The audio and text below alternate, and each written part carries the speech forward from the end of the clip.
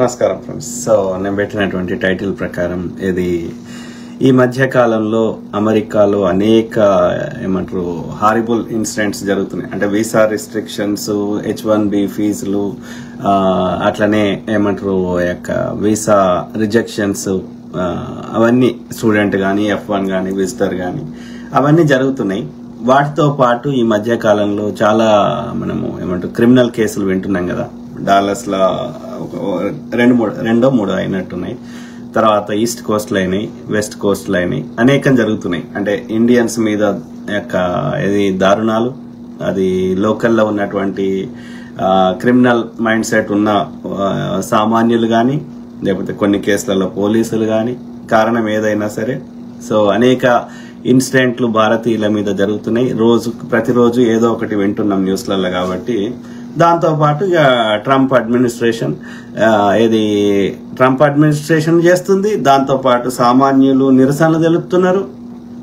ఇవన్నిటితో పాటు విగ్రహాలు పెట్టుకున్నా ఏది పెట్టుకున్నా సోషల్ మీడియాలో అంటే కంటిన్యూస్ గా ఈ వెస్టర్న్ దేశాల్లో, అమెరికాలో, అదేవిధంగా కెనడాలో, ఆస్ట్రేలియాలో, యూకేలో భారతీయుల మీద ఒక ఏమంటారు నిరంతరం ఒక ప్రాపగండా గాని, హేట్రెడ్ గాని, అంటే అక్కడ ఇండియాలో ఎట్లయితే ఈ యొక్క బీజేపీ RSS చెత్తనా కొడుకులు, విద్వేష పురుగులు, ఇప్పుడు ఇండియాలో ఒక ఫారిన్ వస్తే ఎట్లా చూస్తారు? ఒక అప్పట్లో అయితే ఎన్నో గ్రాహం స్టెయిన్స్ ఎట్లా జరిగింది, గోవాలో ఫారిన్ మహిళను ఎట్లా చేసిండ్రు. సో అట్లనే ఇక ముంబై ఎవరైనా ఫారిన్ తెల్లతోలు ఉన్న వాళ్ళు వచ్చి ఫోటో దిగుతుంటే వాళ్ళని కనీసం ఆ యొక్క ట్రిప్ కూడా చేయనియరు. Photo photo photo photo photo అంటారు. ఈ ఆఫ్రికన్స్ అయితే ఇంకా అధ్వానంగా చూస్తారు. సో కంపేర్, ఒక విదేశీయుడు భారతదేశానికి వస్తే ఒక సామాన్యులు వాళ్ళని ఏ విధంగా ట్రీట్ చేస్తారో, వైస్ వర్సా ఒక భారతీయుడు విదేశాలకు వస్తే ఎట్లా ట్రీట్ చేస్తారో చూడండి మీరు. అంటే మనం చేస్తే సంసారం, నేను వాళ్ళని సమర్థిస్తలేను, కానీ మన లోపల ఉన్న లోపాలను కూడా సరిదిద్దుకోవాలి కదా అని నేను అంటున్నా. చాలా దేశాలు, వెస్టర్న్ దేశాలు భారతదేశంకి పోకండి, వాళ్ళ మహిళలకు పోద్దని వాళ్ళ యొక్క ఎక్స్టర్నల్ అఫైర్స్ అంటే విదేశాంగ శాఖ వెబ్సైట్లలో రాశారు. డేంజరస్ ఉంది, మీరు మళ్ళీ వస్తారో లేదో, ఎవరు రేప్ చేస్తాడో ఈ మనువాద అని. ముఖ్యంగా బీజేపీ పాలిత రాష్ట్రాల్లో వరస్తుంది. అట్లా కంపేర్ చేసినప్పుడు భారతీయులకి ఆ దేశాల్లో ఇస్తున్న విలువ ఇంకా ఎక్కువన్నట్ట తక్కువన్నట్ట? అంటే ఇక్కడ ఈ డబుల్ స్టాండర్డ్స్ ఏంది అనేది మన ప్రవర్తన మార్చుకోవాలి. అర్థమైందా? What goes around comes around. నువ్వు ఏది ఇస్తే నీకు అదే వస్తుంది. అర్థమైందా? సో ఇప్పుడు పాకిస్తాన్ కి ట్రంప్ ఇట్లా చేస్తున్నాడు, మనకి అట్లా చేస్తలేడు అంటే, సో హౌ మనం ఎట్లా రియాక్ట్ అవుతున్నాం, మనం ఎట్లా మన దేశంలో ఉన్న యొక్క ముస్లింస్ ని, క్రిస్టియన్స్ ని, బుద్ధిస్టులని, జైనిస్టులనే మనుషులు లెక్క ట్రీట్ చేయనప్పుడు వాళ్ళు కూడా ఏ కారణం చేతనో, వివక్ష చేతనో వాళ్ళు కన్వర్ట్ అయిన వాళ్ళని, మన దేశంలో ఉన్న వాళ్ళనే, మన దేశంలో పుట్టిన వాళ్ళనే మనం సరిగ్గా ట్రీట్ చేయకపోతే, ఇంకా విదేశాలలో అయితే మనం ఎట్లా ఎంత ఘోరంగా ట్రీట్ చేస్తున్నారు. వాళ్ళ నుంచి ఫారిన్ ఇన్కమ్ వస్తుంది. ప్రతి చోట వాళ్ళకి మనకు ఒక 10 times ఎక్కువ రేటు పెడతాము. ఇండియన్స్ కి తక్కువ రేటు ఉంటుంది. 30 రూపాయలు ఉంటే వాళ్ళకి 300 రూపాయలు పెడతాం ఎక్కడైనా ఎంట్రన్స్ లో టూరిస్టులకి. ఇవన్నీ చేసినా సరే, మళ్ళీ వాళ్ళ ఫారిన్ ఇన్కమ్ వచ్చినా సరే వాళ్ళని బతకనీయం భారతదేశానికి వస్తే. కానీ మనకి మాత్రం వాళ్ళు భూములు ఇవ్వాలి, వాళ్ళు ఉద్యోగాలు ఇవ్వాలి, వాళ్ళన్ని మంచిగా ట్రీట్ చేయాలి మనల్ని. This double standard don't work. Okay, భారతదేశానికి ఎవరు వచ్చినా ఓకే వాళ్ళని అతిథి దేవో భవ అని మళ్ళీ వీడే చెప్తాడు. స్త్రీని గుళ్ళల్లో పూజలు చేస్తారు, కానీ రోడ్ల మీద హత్యలు చేస్తారు, రేపులు చేస్తారు. This won't work. మన పూర్వీకులు అట్లా లేరు. ఈ లాస్ట్ 10-20 years నుంచి దరిద్రం ఎక్కువైంది. అంతకుముందు ఇంత అధ్వానం లేదు. అర్థమైందా? భారతదేశం ఇంత అధ్వానం లేదుగా. అది అతి మంచితనం వల్ల అప్పుడు వాళ్ళు అబ్యూజ్ చేశారు. ఏది ఇప్పుడు గలీజ్ అయిపోయింది. బీజేపీ RSS ఇన్ఫ్లుయెన్స్ ఉన్న దగ్గర, అధికారం ఉన్న దగ్గర, రాష్ట్ర ప్రభుత్వం అయినా బీజేపీ కేంద్రంలో వచ్చినాక వరస్ట్ అయిపోయింది. ఇండియాలో వరస్ట్ అయింది. ఇండియన్స్ పరిస్థితి వేరే దేశాల్లో కూడా వరస్ట్ అయింది. అర్థమైందా? పెట్రోల్ 35 రూపాయలు చేస్తా అని, డాలర్ కి రూపాయి ఈక్వల్ చేస్తా అని ఇలా ఏమైంది? Worst administration, Brahmins administration. వాళ్ళ ఇల్లు ఒకటి ఆర్య బనియాలు, ఆర్య బ్రాహ్మణుల తప్ప మిగతా అంతా worst. So that is the situation. ఇన్ని దేశాలు తిరిగిండు. ట్రంప్ తోటి నమస్తే ట్రంప్ అని ఒక ప్రోగ్రామ్ చేసిండు. ట్రంప్ గారు హౌడీ మోడీ అని చేసిండు. అవన్నీ ఎన్నికల లబ్ధి కోసం ఇక్కడున్న భారతీయులు ట్రంప్ ఓటేయాలని, అట్లా అక్కడున్న ఇండియన్స్ మోడీ ఓటేయాలని వాళ్ళ పాలసీ ఒక పార్టీ ఇది తప్ప, ఒక దేశ ప్రధానిగా పోయినప్పుడు, ఒక ప్రధాని హోదాలో పోయినప్పుడు ఒక పాలిటిక్స్ లో ఇన్వాల్వ్ కాకూడదు. నువ్వు ఒక ప్రధాని పదవులు లేనప్పుడు నువ్వు పర్సనల్ గా పోతే నువ్వేమన్నా చేసుకోవచ్చు. ఎందుకంటే నీ విదేశాంగ విధానాన్ని ఇంపాక్ట్ చేస్తున్నట్టు. సో కాబట్టి నువ్వు ఎక్కడ మన దేశానికి ఒక్కటన్నా మనకి ఇవాళ భారతీయులు అంటే అసహించుకునే స్థాయికి ఎవడు తెచ్చిండు? ఇన్ని దేశాలు తిరిగి విశ్వగురు అని చెప్పుకునేటోడు ఇవాళ విశ్వగురు అయిపోయాడు. అన్ని చైనాకి మనంత టారిఫ్లు వేస్తలేరు, పాకిస్తాన్కి వేస్తలేరు, భారతదేశానికి 50% వేస్తున్నారు. భారతీయులను హైర్ చేసుకోవద్దని చెప్తున్నారు. ఒక స్థాయి ఏడికి వస్తుంది అంటే భారతీయులకి ఇంకా ఇల్లులు అమ్మము, జాగాలు అమ్మము, లేకపోతే కిరాయిలు ఇయ్యము అనే స్థాయికి వచ్చే పరిస్థితి క్రియేట్ చేస్తున్నారు. మరి మోడీ ఏం బిక్తుండు? గడి బిక్తుండా? విశ్వగురువు కదా. ఇక్కడ ఇండియాలో కూర్చుండి అక్కడ ఏమంటారు ఉక్రెయిన్ యుద్ధాన్ని ఆపగలిగిన వాడు మరి ఈ టారిఫ్లు ఆపలేడా? భారతీయుల మీద వస్తున్న హేట్రేడ్ ఆపలేడా? ఇలా బ్రిటన్ ప్రధాని వచ్చిండు. మరి మీ బ్రిటన్ లో ఎందుకురా మా మీద ఇది చేస్తున్నారు, మాకు 300 ఏళ్ళు దోసుకున్నారు కదా అని అనలేడా? ఇప్పుడు వేస్ట్ నా కొడుకు. వాడు అదానికి కాంట్రాక్ట్ల కోసం తిరిగిండు తప్ప అంతకు మించి భారతదేశానికి ఎక్కడ ఏది ఒక 1% మంచిగా చేసిన లేనే లేదు. కేవలం వాట్సాప్ యూనివర్సిటీ ఉంది చెత్త నింపడానికి. చెడగొట్టాలి, వాడే గొప్పవాడని చెప్పాలి. ప్రెస్ కాన్ఫరెన్స్ రావద్దు, వచ్చినని పప్పు అనాలి. Very unfortunate. India is going because of this BJP RSS ఈ వేస్ట్ ఫెలోస్ వల్ల ఇండియా ఒక బ్యాడ్ ఫేజ్ లో పోతున్నది. వీళ్ళని ఎప్పుడు దింపుతామో అప్పుడు మళ్ళీ మన యొక్క పునర్వైభవం వస్తుంది. అర్థమైందా? సో ఆ క్రమంలో ఏది ఇక్కడ అమెరికాలో జరుగుతున్న ఇన్సిడెంట్లు అనేది ఒక్కొక్కడు చెప్తున్నాడు. ఇక ఎవరిని దోషిన రామాయణం వాడు చెప్పుకుంటున్నాడు. ఆడవాడు రాహుల్ రెడ్డి అనేటోడు వాడు ఇమిగ్రేషన్. వీళ్ళు ఏం చేస్తారంటే ఈ దరిద్రులు ఈ బాపనోడు ఏం చేస్తాడు? అది లేని భయాన్ని క్రియేట్ చేసి ఆ భయాన్ని క్యాష్గా చేసుకుంటాడు.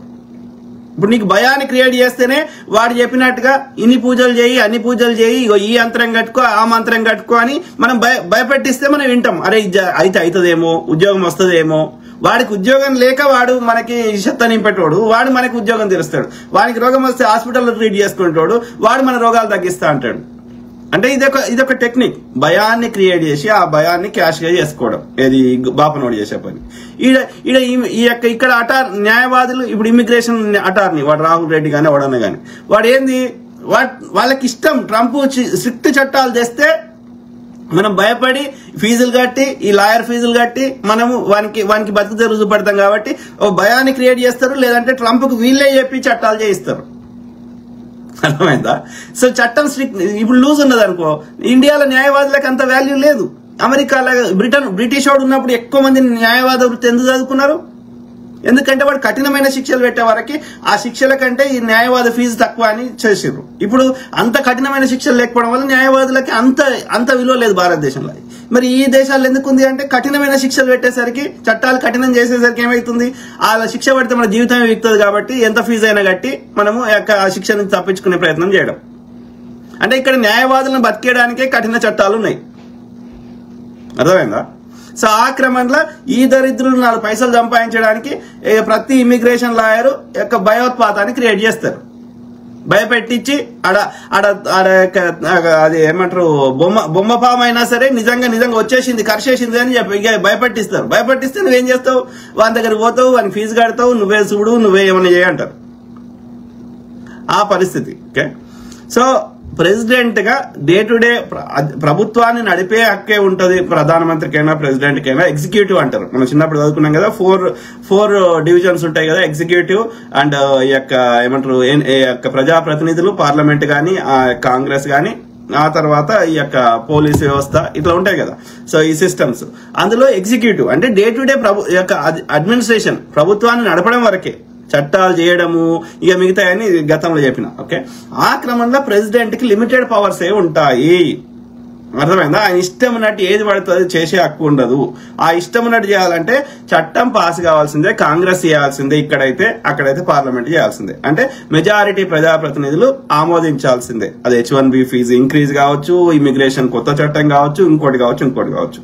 కాబట్టి ప్రెసిడెంట్ కి ఆయన ఇష్టం ఉన్నట్టు చేయక అధికారాలు లేవు. ఓకే, కాకపోతే యుద్ధ సమయంలో, ఎమర్జెన్సీ టైంలో, అత్యవసర సమయంలో ఆయనకు విశిష్ట అధికారాలు ఉంటాయి. అప్పుడు ప్రభుత్వం ఉండదు.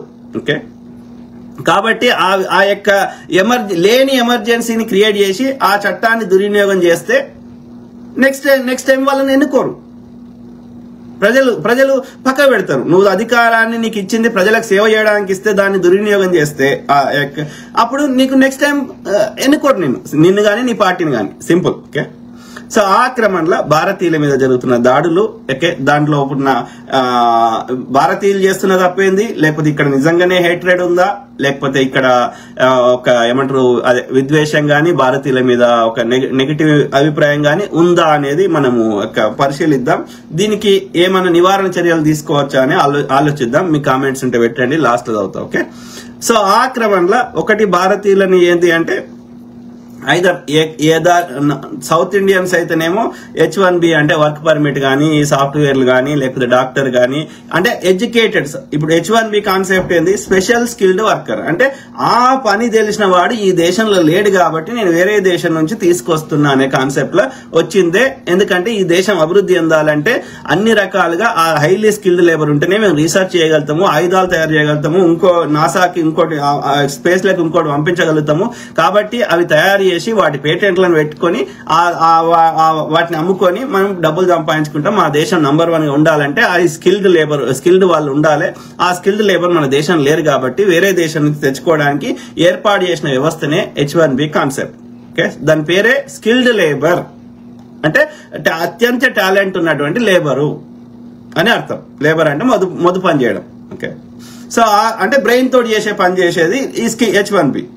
అదే ఇక ఈ సౌత్ ఇండియన్స్ ఎక్కువ అట్లనే వస్తారు, డాక్టర్ అయినా, ఇంజనీర్ అయినా, ఇంకోటైనా. ఓకే, అది కాకుండా నార్త్ ఇండియన్స్ ఎక్కువ మంది ఎట్లా వస్తారంటే ఈ అడ్డదారులలో, ఏది యొక్క డింకి అంటే అడ్డదారులలో బేసికల్ గా ఆ యొక్క బార్డర్ దాటి, కంచె దాటి అడ్డదారులలో వచ్చేసి ఇక్కడ ఏదో ఒకటి ఆడ్ జాబ్ చేసుకొని కొన్నేళ్ల తర్వాత వాళ్ళ చుట్టపోవడం, లేదంటే గుజరాత్ లో అయితే వాళ్ళ చుట్టపోలో అప్పుడెప్పుడో ఏమంటారు అమెరికా గ్రేట్ డిప్రెషన్ పోయినప్పుడు ఇక్కడ మోటల్స్ గీట అన్ని వ్యవస్థలు కుప్పగూలిపోయి తినడానికి తిండి లేకుండా ఇబ్బంది పడుతున్న రోజులలో ఏది ఇక్కడికి వచ్చి మీరు బతకొచ్చు, ఎవరైనా వ్యాపారం చేసుకోవచ్చు అని ఆ మోటల్స్ గీటల్స్ ఆల్మోస్ట్ ఫ్రీగా ఇస్తే గుజరాత్ నుంచి చాలా మంది, ఈ గుజరాత్ వాళ్ళు, పంజాబ్ వాళ్ళు ఏడ వ్యాపారం ప్రపంచంలో ఎక్కడున్నా, ఈ రోజు కాదు ఆనాడు గాంధీ గారు సౌత్ ఆఫ్రికా పోయినప్పుడు ఇంతకుముందు ఎందుకు పోయేటోళ్ళు అంటే ఆ బ్రిటిష్ వాడే అలవాటు చేసిండు ఈ కల్చర్. ఓకే, బ్రిటిష్ వాడు వీళ్ళని ఇండెంచర్ లేబర్ కింద, వీళ్ళందరి ఆర్మీ, పంజాబ్ లో అయితే ఆర్మీ కింద, ఈ మిగతా కమ్యూనిటీస్ ని ఈ యొక్క ఏమంటారు ఇండెంచర్ వెట్టి చాకరీ కింద తీసుకుపోయింది అన్నట్టు. అంటే ఆ వేరే దేశాలు ఎట్లుంటాయి, ఆడ కల్చర్ ఏంది, అక్కడ బతకొచ్చా లేదా అని వీళ్ళకి అవగాహన ఉంది కాబట్టి స్టార్టింగ్ నుంచి ఎక్కడైనా ప్రపంచంలో ఈ స్వతంత్రం రాకముందైనా బ్రిటిష్ కాలంలో కూడా వీళ్ళు అనేక దేశాల్లో వ్యాపారం చేసే కల్చరు నాటి నుంచి ఉంది కాబట్టి వీళ్ళు ఎక్కడ అవకాశం దొరికినా పోతారు. అట్లా ఈ యొక్క గ్రేట్ డిప్రెషన్ జరిగినప్పుడు ఈ యొక్క గుజరాత్ వాళ్ళు వచ్చారు అన్నట్టు. ఆ గుజరాత్ వాళ్ళు వచ్చి మోటల్ స్టార్ట్ చేసినాక అలా పని చేయడానికి కావాల్సిన లేబర్ని గీబర్ని, ఎందుకంటే వెట్టి చాకరీ చేసుకోవడానికి. ఓకే, సో ఎందుకంటే ఇక్కడ లోకల్లోనే హైర్ చేసుకుంటే రూల్స్ పాటించాలి, ఇక్కడ రూల్స్ ప్రకారం వాళ్ళకి ఏమంటారు వాళ్ళకి జీతాలు ఇవ్వాలి అని చెప్పి వీడికి అంత పెద్ద మోటల్ పెట్టుకోవడానికి మిలియనో 10 మిలియనో ఎన్ని మిలియనో డాలర్స్ పెట్టడానికి వీనికి అక్కడ ఉన్న, నాకు తెలిసినవాడు అక్కడ మేము స్టూడెంట్ ఉన్నప్పుడు అక్కడ గుజరాత్ నుంచి వాళ్ళ నాయన ఆడున్న ఆస్తులన్నీ అమ్ముకొని ₹1 కోటి పట్టుకొని అమెరికాకు వచ్చి ఒక చిన్న ఊర్లో పెన్సిల్వేనియాలో ఒక మోటల్ కొనుక్కొని ఆ మోటల్స్ ని ఇప్పుడు 3 మోటల్స్ చేసిండు. అలా పని చేసేటోళ్ళని వాళ్ళ చుట్టాలని ఇండియా నుంచి ఆ యొక్క ఏమంటారు స్పాన్సర్ చేయొచ్చు, నీ దగ్గర అన్నదులకి తమ్ముళ్ళకి ఇట్లా స్పాన్సర్ చేసి అలా తెచ్చుకొని వాళ్ళని ఎల్లకాలం అలా వెట్టి చాకరీ చేసుకుంటారు. ఈడుందానికి $5,000 ఇచ్చేది ఉంటే అక్కడ వాళ్ళకి $1,000 ఇచ్చే మొగుడు పిల్లలకి కథం మొత్తం మొదటి పని అంతా చేస్తారు. ఇక బట్టలు ఉతికించుడు, ఆ యొక్క బెడ్ షీట్లు తీసుడు, ఆ బెడ్లు మళ్ళీ వేసుడు, ఇవన్నీ పనులు అన్నట్టు లేబర్ పని. అంటే ఈ మెక్సికన్స్ వీళ్ళు చేస్తారు కదా అట్లా. సో అంటే వీనికి అదనంగా $3,000 అదనంగా ఇవ్వడానికి ఇక్కడ ఉన్న వాళ్ళకి వీనికి మనసు ఒప్పుతలేదు. వాడు ఉన్న ఆస్తులన్నీ తెచ్చి ఆ మిలియన్స్ ఆఫ్ డాలర్స్ ఇక్కడ ఖర్చు పెట్టడానికి వీనికి ధైర్యం ఉంది, కానీ వాళ్ళ జీతం ఇంకో అదనంగా 2,000 3,000 ఇవ్వడానికి వీనికి ధైర్యం వస్తలేదు. అట్లా ఇల్లీగల్ గా చాలా మంది తెచ్చుకొని చాలా ఇబ్బందులు పడ్డారు. చాలా న్యూజెర్సీలో ఒక doctor husband and wife doctor ఇద్దరు మిలియన్స్ సంపాదిస్తారు. వాళ్ళకి ఇంట్లో పని మనిషి తెచ్చుకోవడానికి ఇల్లీగల్ గా ఇండియా నుంచి తెచ్చుకొని వాళ్ళకి రోగం వస్తే హాస్పిటల్ చూసుకోలేకుండా వాళ్ళకి ఏది ఇల్లీగల్ గా అట్లా చేసినందుకు millions of dollars ఫైన్ వేసారు. అంటే ఏమంటున్నా, మనము ఉచ్చలాల చేపలు పడతారు అంటారు కదా, అది మన మెంటాలిటీ. ఎన్ని పైసలు ఉన్నా ఎంత ధనం ఉన్నా అయినా సరే ఇట్లా చేస్తాం. మనం ఏది రెస్టారెంట్ పోతాం, ఇండియాలో కూడా రెస్టారెంట్ పోతాము, వాడి 1000 రూపాయలైనా 500 ఎంతైనా బిర్యానీ ఏదైనా సరే మనం దానికి ఇస్తాము, మళ్ళీ మీదికెళ్ళి టిప్ ఇస్తాం. అదే ఆ రైతు బజార్లో రైతు అమ్మే పచ్చిమిరపకాయలు టమాటాల మీద బేరం ఆడతాం. పావు కిలోకి లేకపోతే కొత్తిమీర కట్ట 10 రూపాయలు ఉంటే 2 రూపాయలకి అని పేద రైతు దగ్గర బేరం చేస్తాం. బలిసినకేమో పోయి టిప్ ఇచ్చేసి వస్తాం. ఈ సైకాలజీ ఎంతో పేదవానికి కదా సాయం చేయాల్సింది, ధనవంతుడికి అవసరం లేదు కదా. సో ఈ మెంటాలిటీ ఉన్నది మనకి, ఎందుకుందో నాకు తెలియదు కానీ మనము ఎక్కడ ఖర్చు పెట్టాలనో పెట్టాము. ఓకే, పైసలు లేనోడు అంటే అర్థం చేసుకుంటా, లేనోడు పెట్టకపోతే ఓకే, ఉన్నోడు పెట్టాడు. ఈ పీసుడుతనంతో మనల్ని లేని కష్టాలు తెచ్చుకుంటున్నారు. ఏది ఒక ఆమె ఏంది ఆమె ఇండియాలో డాక్టర్ అంట. ఓకే, ఆమె ఇంటికి వచ్చింది, ఇంట్లో విజిటింగ్ వస్తారు కదా 6 నెలలకి, వచ్చి ఏం చేసింది, ఆమె దగ్గర వేరే వాళ్ళ పిల్లల్ని డే కేర్ పెట్టింది. డే కేర్ పెట్టాలంటే డే కేర్ ఓపెన్ చేయాలంటే నీకు లైసెన్స్ ఉండాలి. ఎందుకంటే పిల్లల యొక్క హెల్త్, మెంటల్ స్టేటస్, పిల్లల యొక్క ఎమోషనల్, పిల్లలకి ఏమంటారు, పిల్లల్ని చాలా స్ట్రిక్ట్ రూల్స్ ఉంటాయి అమెరికాలో పిల్లల రిలేటెడ్. ఎందుకంటే వాళ్ళు మైనర్స్ కాబట్టి వాళ్ళకి ఈ ఏమంటారు స్టెప్ ఫాదర్, స్టెప్ మదర్ అంటే సౌతి తండ్రులు వాళ్ళని రేప్ చేయడము, వాళ్ళని మీద చంపడము, వాళ్ళ మీద అబ్యూజ్ చేయడం, ఇవన్నీ చరిత్రలో జరిగినాయి. కాబట్టి పిల్లల రిలేటెడ్ చాలా స్ట్రిక్ట్ రూల్స్ తెచ్చారు అన్నట్టు. సో కాబట్టి పిల్లల రిలేటెడ్ వాళ్ళకి అలర్జీ అయినా, పీనట్స్ పడకపోయినా, అంటే పల్లీలు పడకపోయినా, రకరకాల కారణాల వల్ల ఏదైనా పిల్లల రిలేటెడ్ చాలా కాంప్లికేటెడ్. ఓకే, పిల్లలని హ్యాండిల్ చేయడము, దానికి లైసెన్స్లు ఉంటాయి, ట్రైనింగ్లు ఉంటాయి, వాళ్ళకి ఏ ఫుడ్ ఇవ్వాలి, వాళ్ళని ఎట్లా హ్యాండిల్ చేయాలి ఎమోషనల్ గా, ఇవన్నీ ఫ్యాక్టర్స్ ఉన్నప్పుడు మనల్ని ఏం చేస్తారు, ఈ బామ్మ దగ్గర పోయి డే కేర్ కింద ఆడికి పోతే 2000 అయితే అని చెప్పి, ఈడైతే 500కి అయిపోతుంది అని చెప్పి ఇట్లా పెట్టేస్తే, ఓ పిల్లగాడు అది ఆమె సరిగ్గా హ్యాండిల్ చేయలేదో, లేకపోతే ఆయనకి న్యాచురల్ గా ఏమైనా ప్రాబ్లం ఉందో ఆ పిల్లగానికి, చచ్చిపోయాడు. ఆమె ఇచ్చింది, చచ్చిపోయాడు. ఇప్పుడు ఆ బామ్మకి 60 ఏళ్ల ముసలామెకి, రిటైర్డ్ అయిన ఆమెకి, మనవరాలతో ఆడుకునే ఆమె 4 పైసల కోసం కక్కుర్తి పడ్డదో ఏమైందో మనకు తెలియదు. సో మొత్తం మీద అయితే ఆమె ఇప్పుడు 16 ఏళ్లు జైలు శిక్ష పడ్డది. హరే రామ హరే కృష్ణ అనుకునే వయసులో. ఎందుకని? ఈ ఇద్దరు తప్పు ఉంది. వాళ్ళ డే కేర్ లో లైసెన్స్డ్ పర్మిషన్ ఉన్న డే కేర్ లో పెట్టకుండా ఈమె ముసలామ్మ దగ్గర పెట్టడము వాళ్ళు చేసిన తప్పు. ఎందుకు చేసి వాళ్ళు 5 రూపాయలు మిగులుతాయని. ఈ ముసలామ్మ ఎందుకు చేసింది 5 రూపాయలు వస్తాయని. కానీ ఇప్పుడు ఎవరికి నష్టమైంది? వాళ్ళకి బిడ్డ చచ్చిపోయినరు, ఈ ముసలామ్మకి జైలు శిక్ష పడ్డది. ఏం అవసరమైంది? పోతాయి, నీ బిడ్డకే కదా. ఇద్దరు మొగుడు పిల్లలు సాఫ్ట్వేర్ జాబ్ చేస్తారు, ఇద్దరు మంచిగానే సంపాదిస్తారు. తక్కువలో ఒక 60K నుంచి 100K 200K సంపాదించిన వాళ్ళు ఉన్నారు ఒక్కరు. అటు ఇద్దరు కలిస్తే 200K దాకా కూడా 200,000 ఇంటూ 90 రూపాయలు, 8890. అంటే అన్ని పైసలు అంటే తక్కువ నెలకి ఒక $7,000 $10,000 నీకు వస్తే, నీ కొడుకు 1000 2000, అది కూడా ఎన్నేళ్ళు చేడతావు? వాడు జర పెద్దగా దాకా బడికి పోయేదాకా. అంటే వాడు ఎప్పుడు పోతాడు బడికి? ఫస్ట్ క్లాస్ 1వ తరగతికి పోతాడు. 1వ తరగతి అంటే 5 ఏళ్ల లోపల నేను ఖర్చు పెట్టేది. 5 ఏళ్ల తర్వాత నువ్వు ఏమంటే బడి ఫ్రీ అయినా, గవర్నమెంట్ స్కూల్ అయినా. వాడు 5వ తరగతి నుంచి మళ్ళీ 12వ తరగతి దాకా బడి ఫ్రీ అయినా. సో 5 ఏళ్ళు అంటే నువ్వు ఎన్ని ఖర్చు పెడుతున్నావు? హార్డ్లీ 5 ఏళ్ల కోసమే కదా. నీ కొడుకే కదా, నీ బిడ్డకి నువ్వు సంపాదించిన నీ కొడుకు నీ బిడ్డకే కదా. ఆడ పీసుడు చేస్తారు. ఈ పీసుడు తనంతో సంఖ నాకించుకుంటున్నారు. వాడు తాగుతాడు. ఎప్పుడో ఒకసారి మన రోజు తాగంగా రెస్టారెంట్లో పోయి తాగుతారు. తాగినాక అట్లా ఏంది ఊబర్ వన్కి కడితే పైసలు అవుతాయి అని చెప్పి పోయేటప్పుడు ఏం కాదు, వచ్చేటప్పుడు తాగి నడితే డేంజర్ కదా.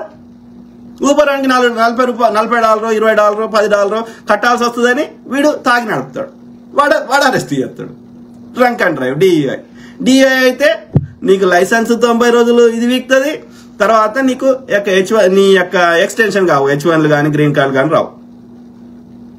మళ్ళీ నీ క్రిమినల్ హిస్టరీలు ఉంటుంది, నీ ఇన్సూరెన్స్ కాస్ట్ పెరుగుతుంది. అంటే ఇక్కడ చిన్నదా పెద్దదా తప్పైనా సరే ఇండియాలో ఎవరినో ఒకరిని మేనేజ్ చేయొచ్చు, లేకపోతే ఆడ కఠినమైన శిక్షలు లేవు. కానీ ఇక్కడ అట్లా లేదు పరిస్థితి. ఇక్కడ ఎందుకంటే ఇక్కడ ఉన్న ప్రజల మెంటాలిటీకి వీళ్ళకి మంచిగా తినొస్తలేదు.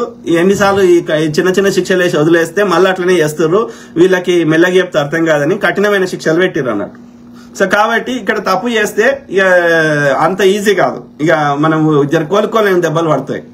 ఇవన్నీ తెలిసినప్పుడు ఆ ఊబర్ వానికి $10 $20 పెడితే ఏమైందిరా అయ్యా, నువ్వు రోజు పోవు కదా, ఎన్నడో ఒక నాడే పోతావు కదా, వాడు కూడా బతాడు కదా. గిట్లా చిన్న చిన్న పీసుడు చేసి నాశనం చేసుకుంటారు మా వాళ్ళు, అర్థమైందా?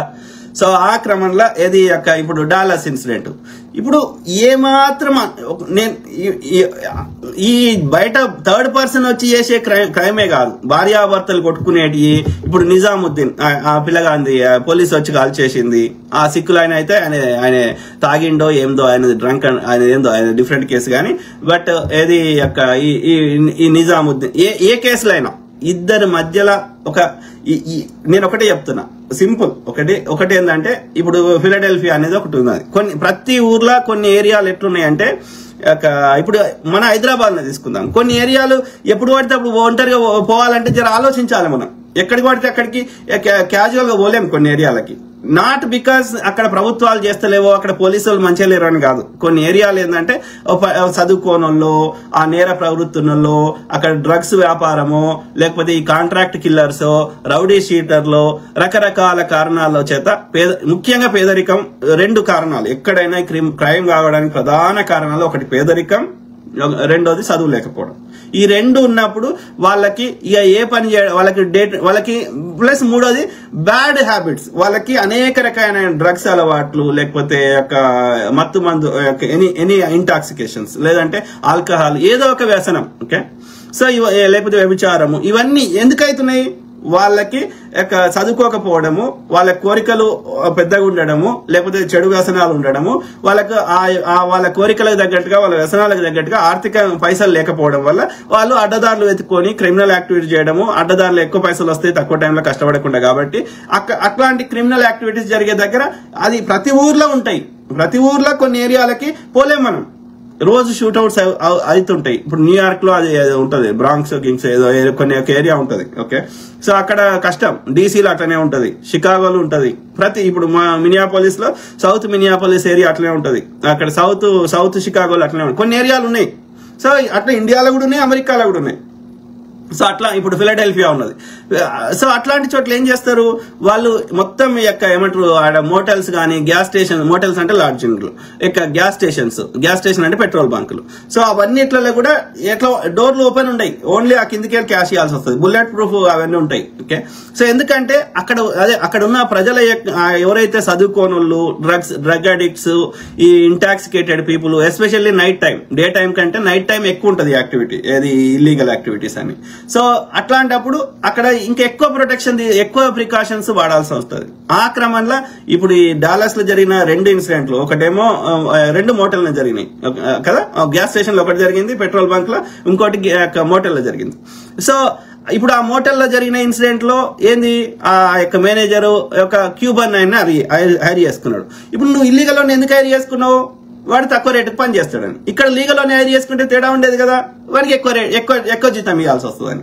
నువ్వు ఆ కక్కుర్తి వాడి ఇప్పుడు హైర్ చేసుకునేటప్పుడు వాళ్ళకి హిస్టరీ ఉంటుంది, మనకు అన్ని రిపోర్ట్లు తెప్పించుకోవచ్చు, ఇండిపెండెంట్ ఉంటాయి, నీ SSN కానీ, నీ సోషల్ సెక్యూరిటీ నెంబర్ అంటే ఆధార్ సంఖ్య, ఇట్లాంటి ఇస్తే నువ్వు ఎవడు, నీ చరిత్ర ఏంది, నీ వర్క్ హిస్టరీ ఏంది, నువ్వు క్రైమ్ చేసినావు ఆ గతంలో, అన్ని నీ హిస్టరీ వస్తుంది మొత్తం.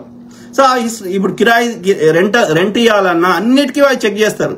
చెక్ చేసి ఇట్లా నువ్వు గతంలో క్రైమ్ చేసినావు, ఇంకోటి చేసినావు అంటే ఇయ్యరు నీకు. ఓకే, క్రెడిట్ కార్డ్ ఒడియాడు, లేకపోతే నీకు కిరాయి ఒడియాడు, నీకు ఉద్యోగం ఇయ్యాడు, ఇవన్నీ ఉంటాయి. సో కాబట్టి నీకు అవన్నీ రిపోర్ట్ లీగల్ గా హైర్ చేసుకుంటే నువ్వు అవన్నీ రిపోర్ట్లు తెచ్చుకొని వాడి బ్యాక్గ్రౌండ్ కరెక్ట్ ఉంది, వాడి నేరస్తుడు కాదు, నేర ప్రవృత్తి లేదు అని ఇవన్నీ నీకు కన్ఫర్మ్ అయినప్పుడు ఇస్తే ఇప్పుడు ఇట్లాంటి జరిగేది కాదు కదా. సో ఆ క్యూబా వ్యక్తి వాడు గతంలో చాలా నేరాలు చేసిండు, ఎన్నో స్టేట్స్ వారిపోయిండు. సో వాడిని నువ్వు ఎలాంటి హిస్టరీ తెలుసుకోకుండా వాడిని హైర్ చేసుకున్నావు.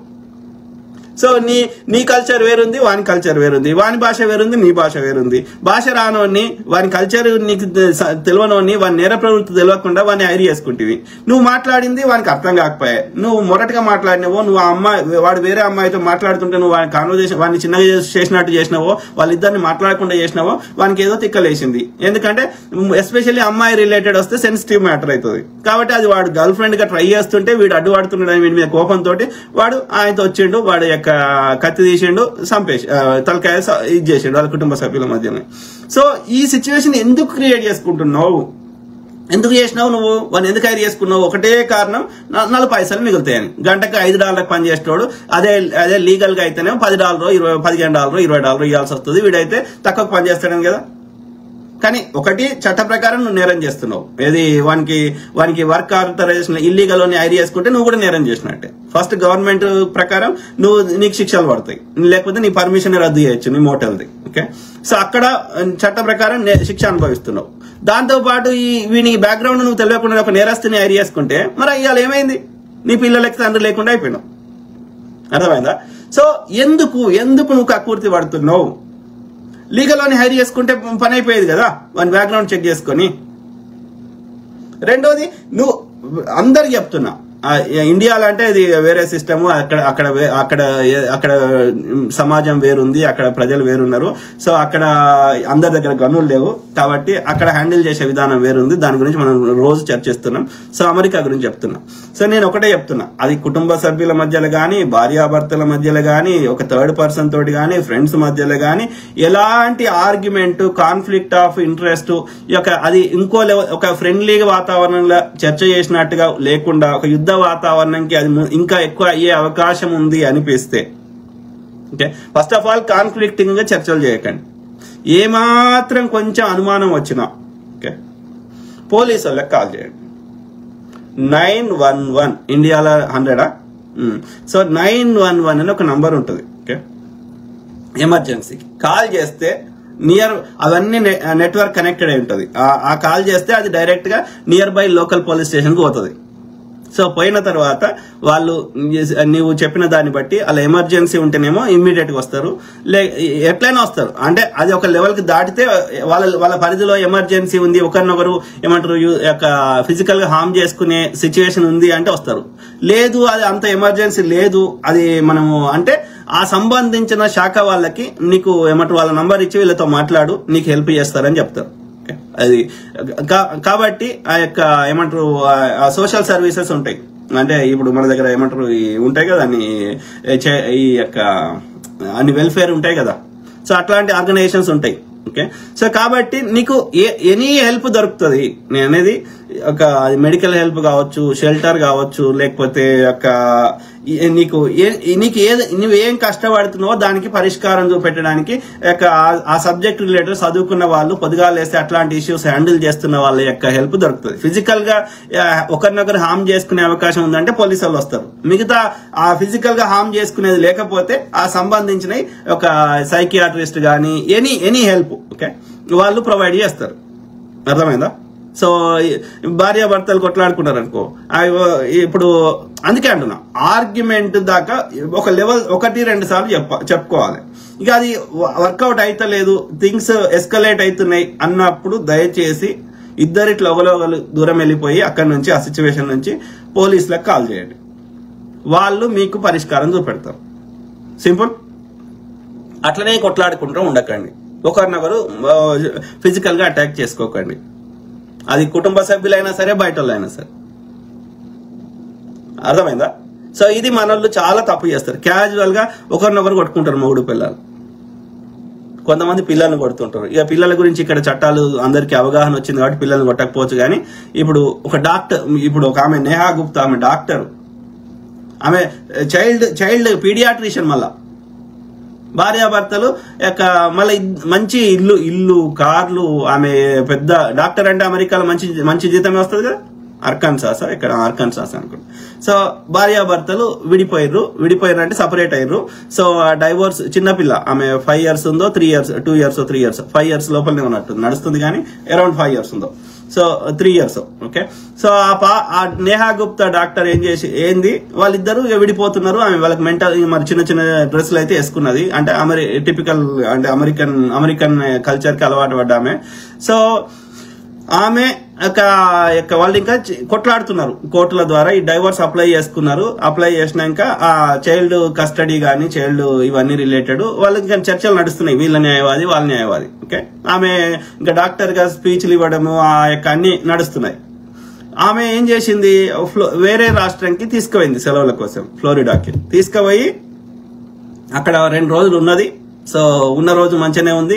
Next day middle of the night తన కూతురు ఏమంటారు స్విమ్మింగ్ పూల్ నైట్ 2 గంటలకి స్విమ్మింగ్ పూల్ పడి నాకు స్విమ్మింగ్ వస్తలేదు, ఆమెను తీయలేకపోయినా ఆ స్విమ్మింగ్ పూల్ పడి చనిపోయింది అని పోలీసులకు కాల్ చేసింది. పోలీసులు వచ్చిర్రు. తర్వాత ఇక చనిపోయినాక చేస్తారు కదా వాళ్ళ ఏమంటారు పోస్ట్ మార్టం అంటారు కదా, అటాప్సీ అంటే post mortem. So post mortem అవన్నీ చేస్తే ఈమె చెప్పిన వర్షన్ కి అక్కడ జరిగిన దానికి అక్కడ లోపల ఎలాంటి వాటర్ మింగిలేదు ఆమె ఆ పాప. ఓకే, సో అట్లనే ఈమె భోజనం తినిపించింది. తిన్నాక ఇద్దరం పడుకున్నాక మిడిల్ ఆఫ్ ద నైట్ ఆ పాప అట్లా పోయింది, పోయి అట్లా పడ్డది, యాక్సిడెంట్ అయిందని ఏడుస్తూ చెప్తుంది. కానీ యాక్చువల్ గా ఈమె చెప్పిన వర్షన్ ప్రకారం పొట్ట కోసి చూస్తే అలా తిండి లేదు. ఓకే, నాలుక మీద అన్ని ఘాట్లున్నాయి. ఓకే, సో అట్లనే ఆ పాప కడుపులో నీళ్లు లేవు. ఓకే, సో అంటే ఈమెనే చంపింది అనేది సో ఆ కేసు నడుస్తున్నది. సో ఆ క్రమంలో ఇప్పుడు రీసెంట్ గా అంటే లోపల జరిగిన దానికి వీడియోలు లేవు, కానీ బయట ఇద్దరు మళ్ళీ తల్లి బిడ్డలు మంచిగా ఉన్నట్టే ఉన్నారు. కానీ ఎందుకు జరిగింది అనేది ఇప్పుడు ఇన్వెస్టిగేషన్ జరుగుతుంది. సో ఆమె ఇంట్లో ఉండి పోలీసులు వచ్చి డోర్ తీయమంటే తీయలేదు. సో అరెస్ట్ వారెంట్ తీసుకొస్తే మళ్ళీ పోలీసులు ఇల్లు వలగొడితే ఇల్లు మొత్తం ఎత్తితే దొరకలేదు. ఒక చిన్న అర్రల ఏమంటారు లాండ్రీ రూమ్ చిన్న అర్రల త్వరలో దాచుకొని ఉంటే అరెస్ట్ చేసి తీసుకుపోయారు. ఇప్పుడు ఫ్లోరిడా జైల్లో ఉన్నది. సో ఆ క్రమంలో ఇప్పుడు ఆమె doctor. Okay, so maybe I'm wrong, నాకు అనిపించింది అంతకుముందు ఉన్న వీడియోలు చూస్తే ఆ పాప మీద అట్లా చేసే మెంటాలిటీ ఉందా అనిపించలేదు. కానీ ఈమెకు మెంటల్ స్ట్రెస్ వల్లనో లేకపోతే డాడీ అని ఆ పిల్ల గుర్తు చేసిందో మళ్ళీ వాళ్ళ డాడీకి చెప్పకుండా తీసుకుపోయింది. ఓకే, సో ఏమైందో తెలియదు, కానీ వాళ్ళ డాడీ మీద కోపాన్ని ఈ పాప మీద తీర్చుకుందేమో అని అనిపించింది నాకు. ఓకే, సో ఏం అవసరం వచ్చింది. ఓకే, విడిపోతున్నారు. Okay, that's good. ఓకే, నేనేం తప్పు పట్టను, ఎందుకంటే రోజు కొట్టుకునే వాతావరణ పిల్లల్ని పెంచడం తప్పే. ఓకే, సో ఏముంది, నువ్వు ఒక 5 వీక్ డేస్ నువ్వు ఉంచుకో, ఒక వీకెండ్ నీ దగ్గర ఉంటారు, ఒక వీకెండ్ మీ హస్బెండ్ దగ్గర ఉంటారు, అయిపోయింది కదా సమస్య పరిష్కారం. ఆస్తులు ఉంటే ఎవరికి ఎంత వస్తాయో దాని ప్రకారం ఎంత కొంత ఒక కామన్ సెన్స్ తోటి అగ్రిమెంట్ తోటి అది కథం చేసుకుంటే అయిపోయింది కదా. ఇప్పుడు నీ బిడ్డని చంపేసినావు, ఇప్పుడు నువ్వు జైలుకు పోయినావు, ఏం సాధించినావు? భారతీయులకు చెడ్డ పేరు వచ్చింది. అంటే సింపుల్ గా పోయే వాటిని ఇంత కాంప్లికేటెడ్ చేయాల్సిన అవసరం ఏమొచ్చింది?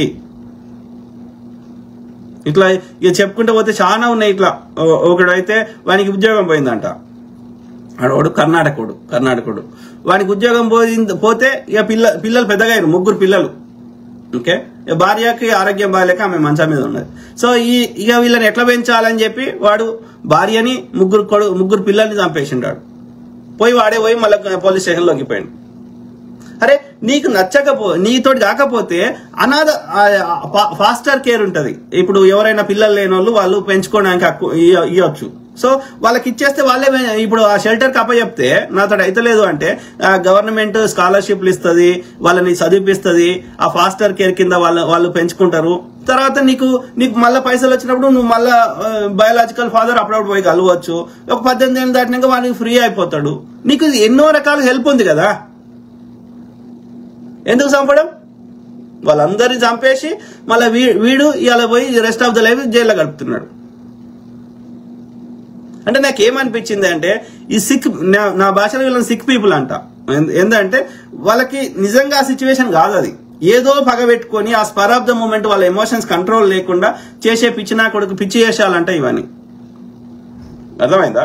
సో ఇట్లా రకరకాల మనుషులు ఉన్నారు, ఇది ఇక్కడ తయారైన మన ఇండియన్స్. ఓకే, సో అది కాకుండా ఇవి అన్ని క్రైమ్ రిలేటెడ్. ఈ క్రైమ్ రిలేటెడ్ నేను ఒకటి చెప్పదలుచుకున్నా. ఓకే, అరే నాయన, ఓకే, ఏదైనా ఆర్గ్యుమెంట్ దాకా తీసుకురాకండి. Personal matters చర్చించకండి. ఆఫీసులో అయినా ఎక్కడైనా సరే పాలిటిక్స్ చర్చించకండి. ఓకే, ఫిట్ ఇలా షర్టు పచ్చగా ఉంది, పక్షి ఎగురుతుంది, ఇట్లాంటి ఎండ కొడుతుంది, వాన కొడుతుంది, చర్చ చేయండి. ఓకే, నీ ఆస్తులు చర్చ చేయకండి. ఓకే, నీ బంగారం గురించి చర్చ చేయకండి.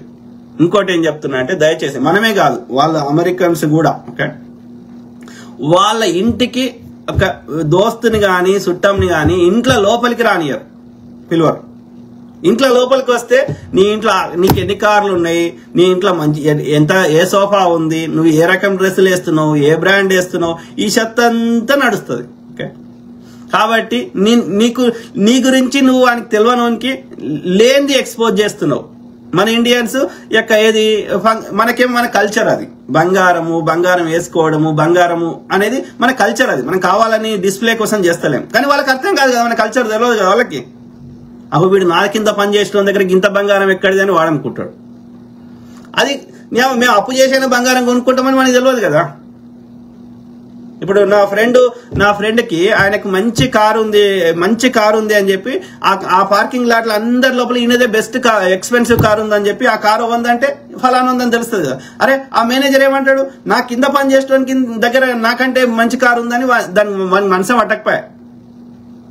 పట్టక ఏం చేసిండు, మా ఫ్రెండ్కి ఆయనకు వచ్చే రేట్ కట్ చేసాడు. కొందరు పిచ్చినా కొడుకులు అయితే ఉద్యోగం కూడా తీసేస్తారు అట్లా.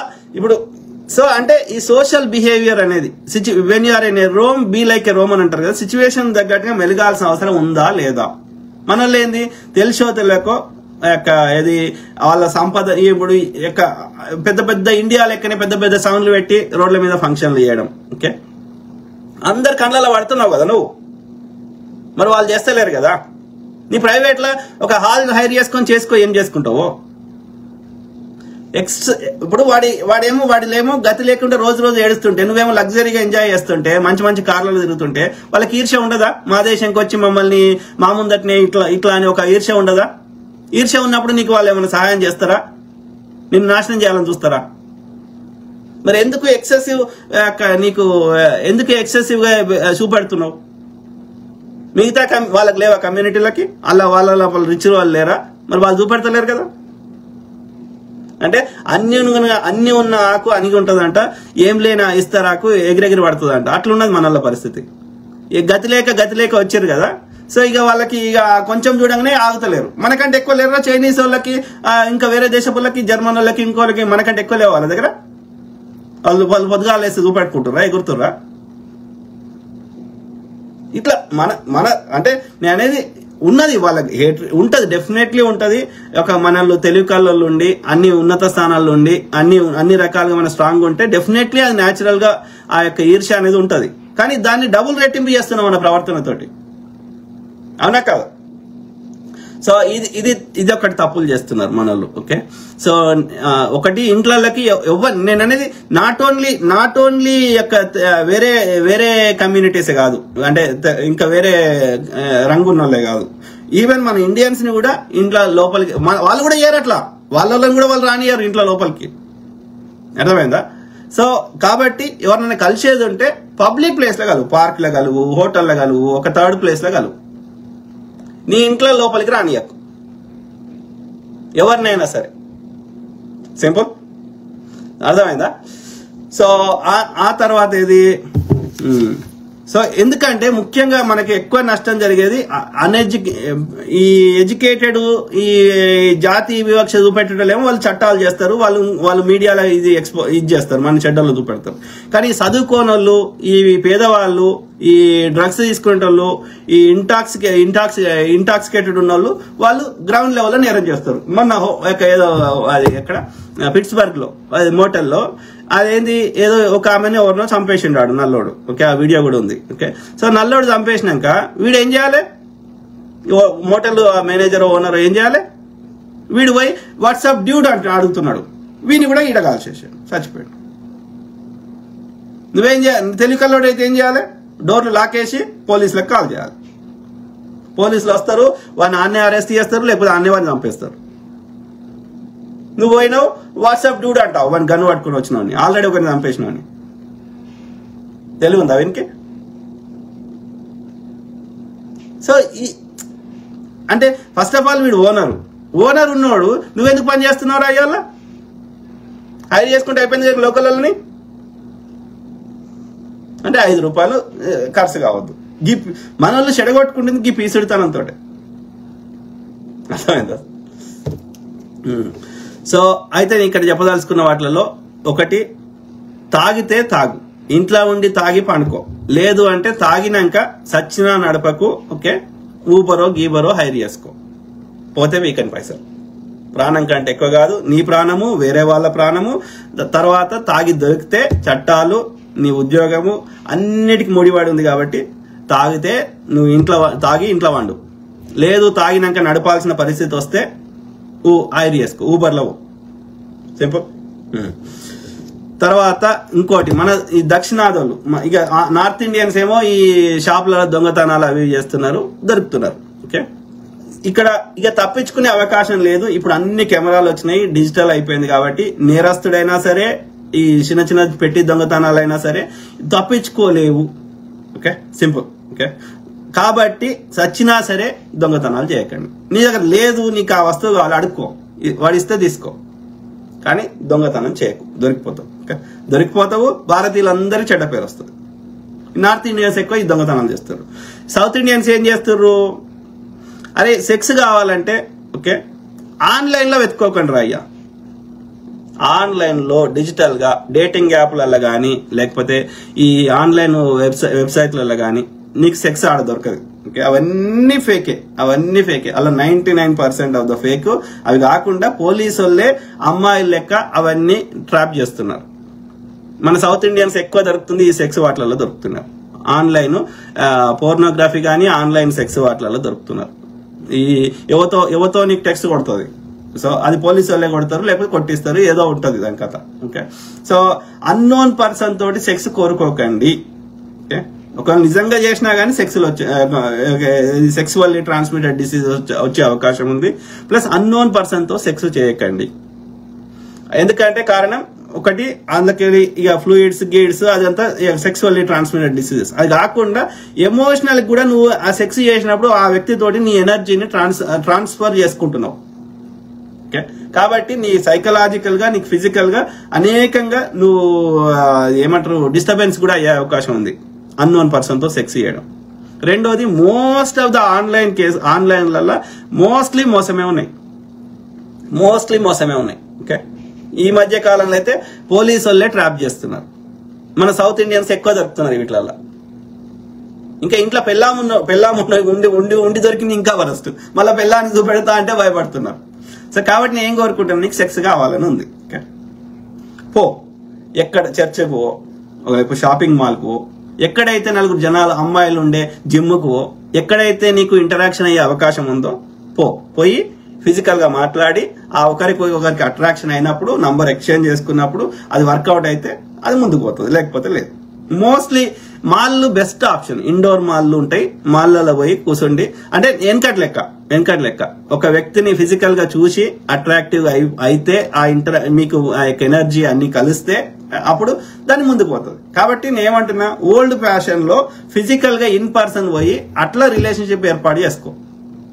అర్థమైందా? ఈ ఆన్లైన్ వెతుక్కోకు, ఈజీ ప్రాసెస్ వెతుక్కోకు. ఓకే, ప్లస్ ఇంకోటి ఏంటంటే ఈ అండర్ ఏజ్ అంటే below 15 or 16 I think. Below 16 ఉన్న వాళ్ళని నువ్వు వాళ్ళతో ఇంటరాక్షన్ కూడా చేయకూడదు. ఆ సెక్స్ కావాలని సెక్సువల్ గా మాట్లాడకూడదు. సో మన వాళ్ళు 16 పోలీసులే ట్రాప్ చేస్తారు అట్లా. సో నీవు సెక్స్ చేయకున్నా సరే, ఆ ఇంటెన్షన్ ఉన్నా సరే నిన్ను ఆ కేసులో ఇరికిస్తున్నారు. అట్లా మన ఇండియన్స్ చాలా మంది దొరుకుతున్నారు. ఇప్పుడు మినసోటాలో ఒక సెనేటర్ అంటే ఇప్పుడు సెనేటర్ అంటే ఎమ్మెల్యే లెక్క. ఓకే, ఆ సెనేటర్ కూడా అట్లా పట్టించారు. ఆయన బాగా ప్రశ్నిస్తుండ అని చేస్తుండని చెప్పి అండర్ ఏజ్ దాంట్లో కేసులో ఇరికిచ్చి ఆయన సెక్స్ చేయలే, కానీ ఆయనకి ఆ ఇంటెన్షన్ ఉంది. అండర్ ఏజ్ ఆమెతో మాట్లాడిండు, ఇంటరాక్షన్ చేసిండు. ఈయన వాళ్ళకి అవకాశం ఇస్తే నిజంగా అండర్ ఏజ్ ఆమె వస్తే ఈయన చేసేవాడు అన్నది ఇంటెన్షన్ తోటి ఆయనకు శిక్ష చేసారు 2 ఏళ్ళు 3 ఏళ్ళు జైలు. సో అర్థమైందా? సో కాబట్టి దయచేసి ఇప్పుడు దీనికి సొల్యూషన్ ఏంది? నువ్వు ఫిజికల్ గా డైరెక్ట్ పోయి కలిస్తే ఈ సమస్య రాదు కదా, నువ్వు ముందే చూస్తావు కదా, అవసరమైతే వాళ్ళ ఐడి వెరిఫై చేస్తావు కదా. కాబట్టి అమ్మాయిలు ఎక్కడ ఉన్నారో ఆ ప్లేస్ లకు మీరే పోండి, ఫిజికల్ గా పోయి వాళ్ళతో ఇంటరాక్షన్ అయ్యి, వాళ్ళకి కూడా ఇంట్రెస్ట్ ఉంటే మీకు కూడా ఇంట్రెస్ట్ ఉంటే అట్లా కొంచెం టైం పడుతుంది, కొంచెం ఎఫర్ట్ పెట్టాలి, కానీ నీకు కరెక్ట్ ఉంటుంది అది మెథడ్. ప్లస్ వాళ్ళకి రోగాలు ఉన్నాయా, వాళ్ళు మంచోళ్ళ చెడ్డోళ్ళ, వాళ్ళ క్రిమినల్ హిస్టరీ ఏంది అవన్నీ తెలుసుకుంటావు కదా. లేకపోతే అన్నోన్ పర్సన్ వాళ్ళు నీ ఇంట్లోకి వచ్చి నిన్ను అన్ని ఎత్తుకుపోవచ్చు, లేకపోతే నీ ఉన్న ప్లేస్కి వచ్చి నిన్ను ఆడనే చంపేసిపోవచ్చు, అది మొగాడైనా ఆడామైనా, we don't no.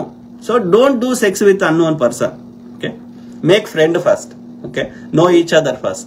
Okay, then eventually it happens. So for that you need to meet, ఒక ఫిజికల్ గా కలవాలి, ఒకరినొకరు చూసుకోవాలి, ఒకరినొకరు అర్థం చేసుకోవాలి. అట్లా ఒక ప్రాసెస్ లోగా ముందుకు పోతుంది. అది ఆ ప్రాసెస్ ను కూడా నువ్వు ఎంజాయ్ చేస్తావు. అట్లా ఉంటది. కానీ సడన్ గా ఆన్లైన్ లో అన్నోన్ తోటి పోయి ఫట్ వేసేస్తే 2 నిమిషాలు అయిపోతుంది పని.